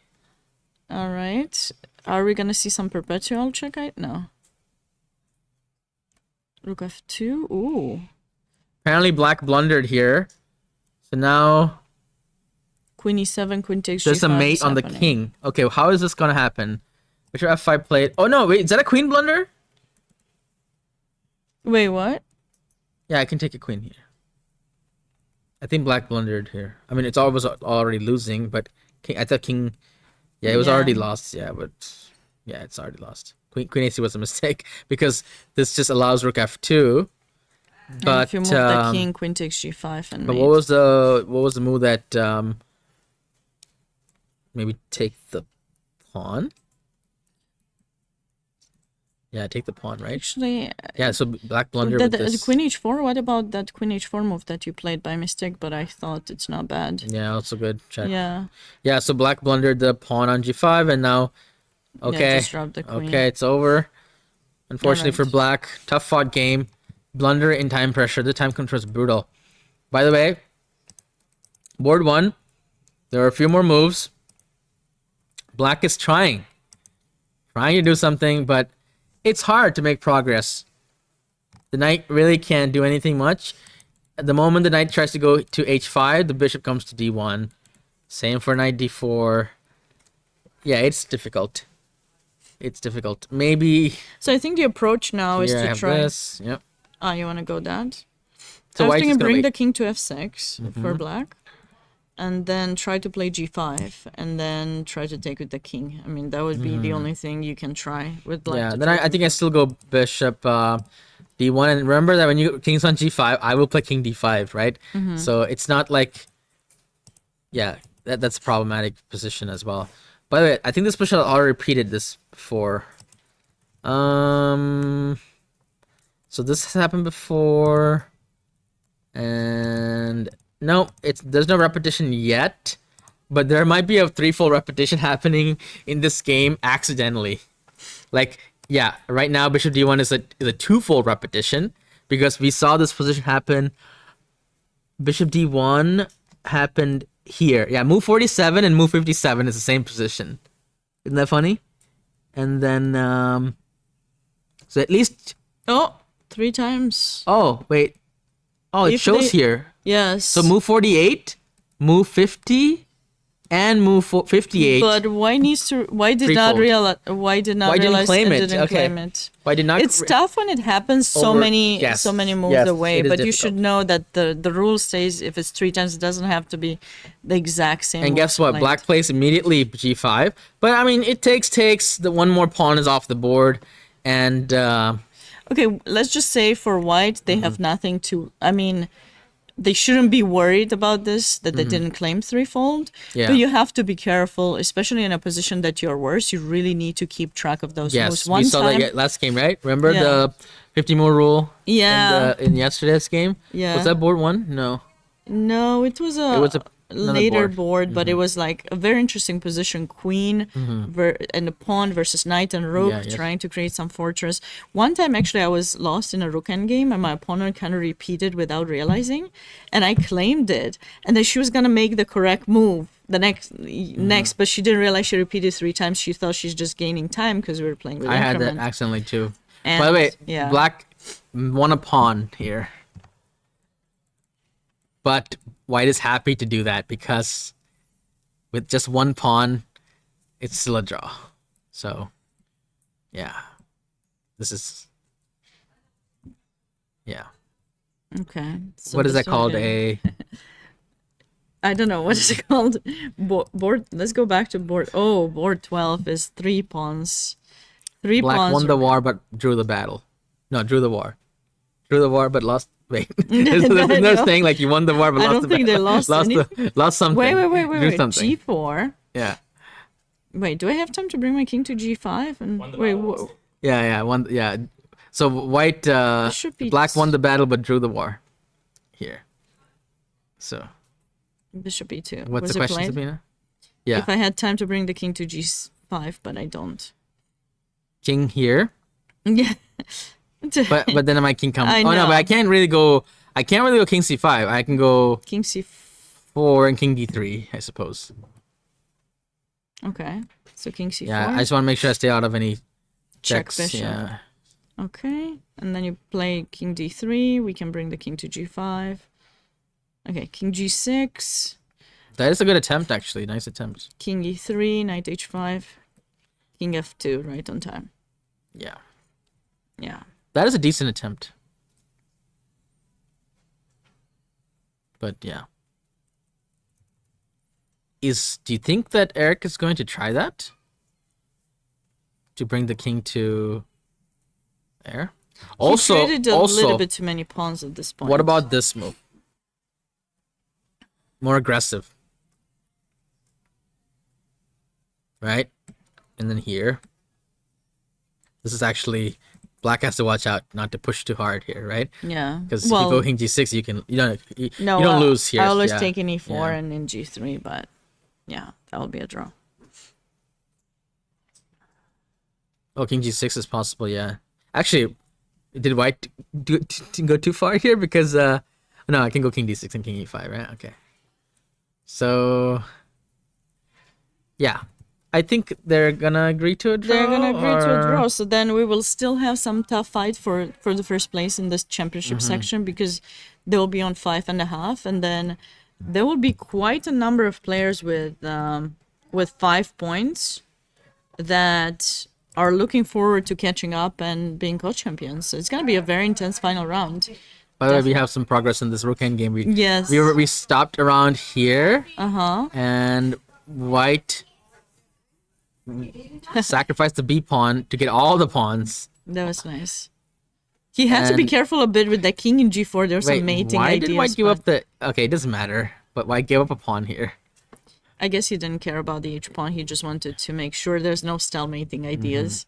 Sometimes when you don't have time, you really look at that. 11 seconds for white. Yeah.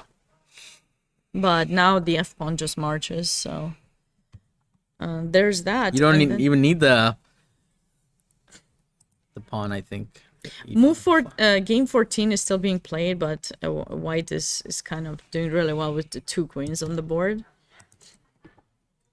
And looks like on board 1, black will actually play that knight versus bishop endgame. We'll play it for a while, but there's no real progress. So Okay. we're gonna see a draw.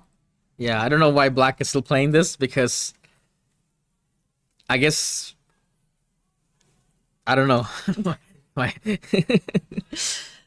He really wants to win. He's There's a a- stronger player. There's Yeah. a big rating difference between the 2 players. You know, you never know. I mean, okay, he's gonna try a bit more. I He mean, has I'll 50 moves to try. try what? So hope that white is gonna blunder or something. I don't know. But the next round actually will start at 1:30 p.m. Eastern time. We certainly hope you will join us at that time as well, right? 1:30. I hope so we'll too, go man. around 1:45. And it's gonna be an intense final round with these two players very likely sharing first place. And then I don't know exactly how many players will join. I'm actually checking to see if the pairings were posted. Not yet. The pairings were not posted yet, but there were quite a number of players who are joining, at least like 7 or 8, I think. You know, okay, I think this is not going to be very helpful for either one of the players, basically mostly, for the player with the black pieces, because like you have another game at 1:30. They should just take a draw. Take a draw and go eat something. Go eat. You have 1 hour until the next game. You need to go We relax. can also go eat something. Commentator something. Gauri is mad, guys. Take your draws when it's. I'm gonna walk in the tournament hall and be like, why aren't you making a draw? It's a draw. Okay, done. You're gonna play the role of an arbiter. Do you have are you an arbiter, Gauri? Or I have floor access. It says.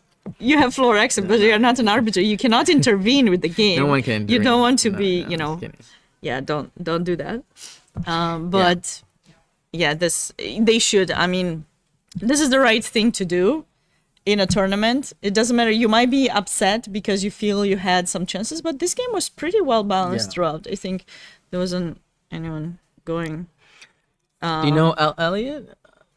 Yeah, he's in the audience. Yes, question. Oh yeah, it's We should probably take our break up early. no. Well, I think this is gonna end soon. It's the last game, right? Gauri wants to stay here till the end. No more It's breaks. all or It's nothing. all or nothing now. We didn't take breaks. No more breaks. It's all or nothing. Hi there, Chessful. And I think we can actually wrap this up because there's no way.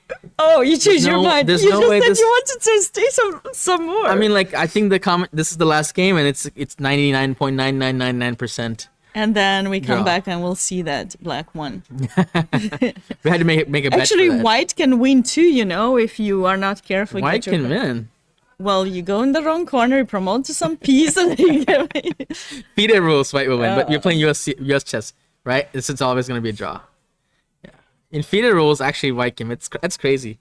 'Cause legally, yes. Yes, there's a mate. One time in the World Women's Championship, my first Women's World Championship, we got in a position King Knight versus King Knight. And it was the Armageddon game at the time they were still doing that. And I lost on time, so I lost the game. Actually, the arbiter gave me a draw, but then my opponent Oh, that's so made a sad. claim, and she said that no, I mean, there's a mate. And they changed the result, and they kicked me out of the world championship because it was a knockout. It was the last game. We kept doing 1-1, so it was quite sad. But okay, let's. Are we still alive? Yeah, we're live. I think we should just wrap up and then We're this wrapping game- up. Yes.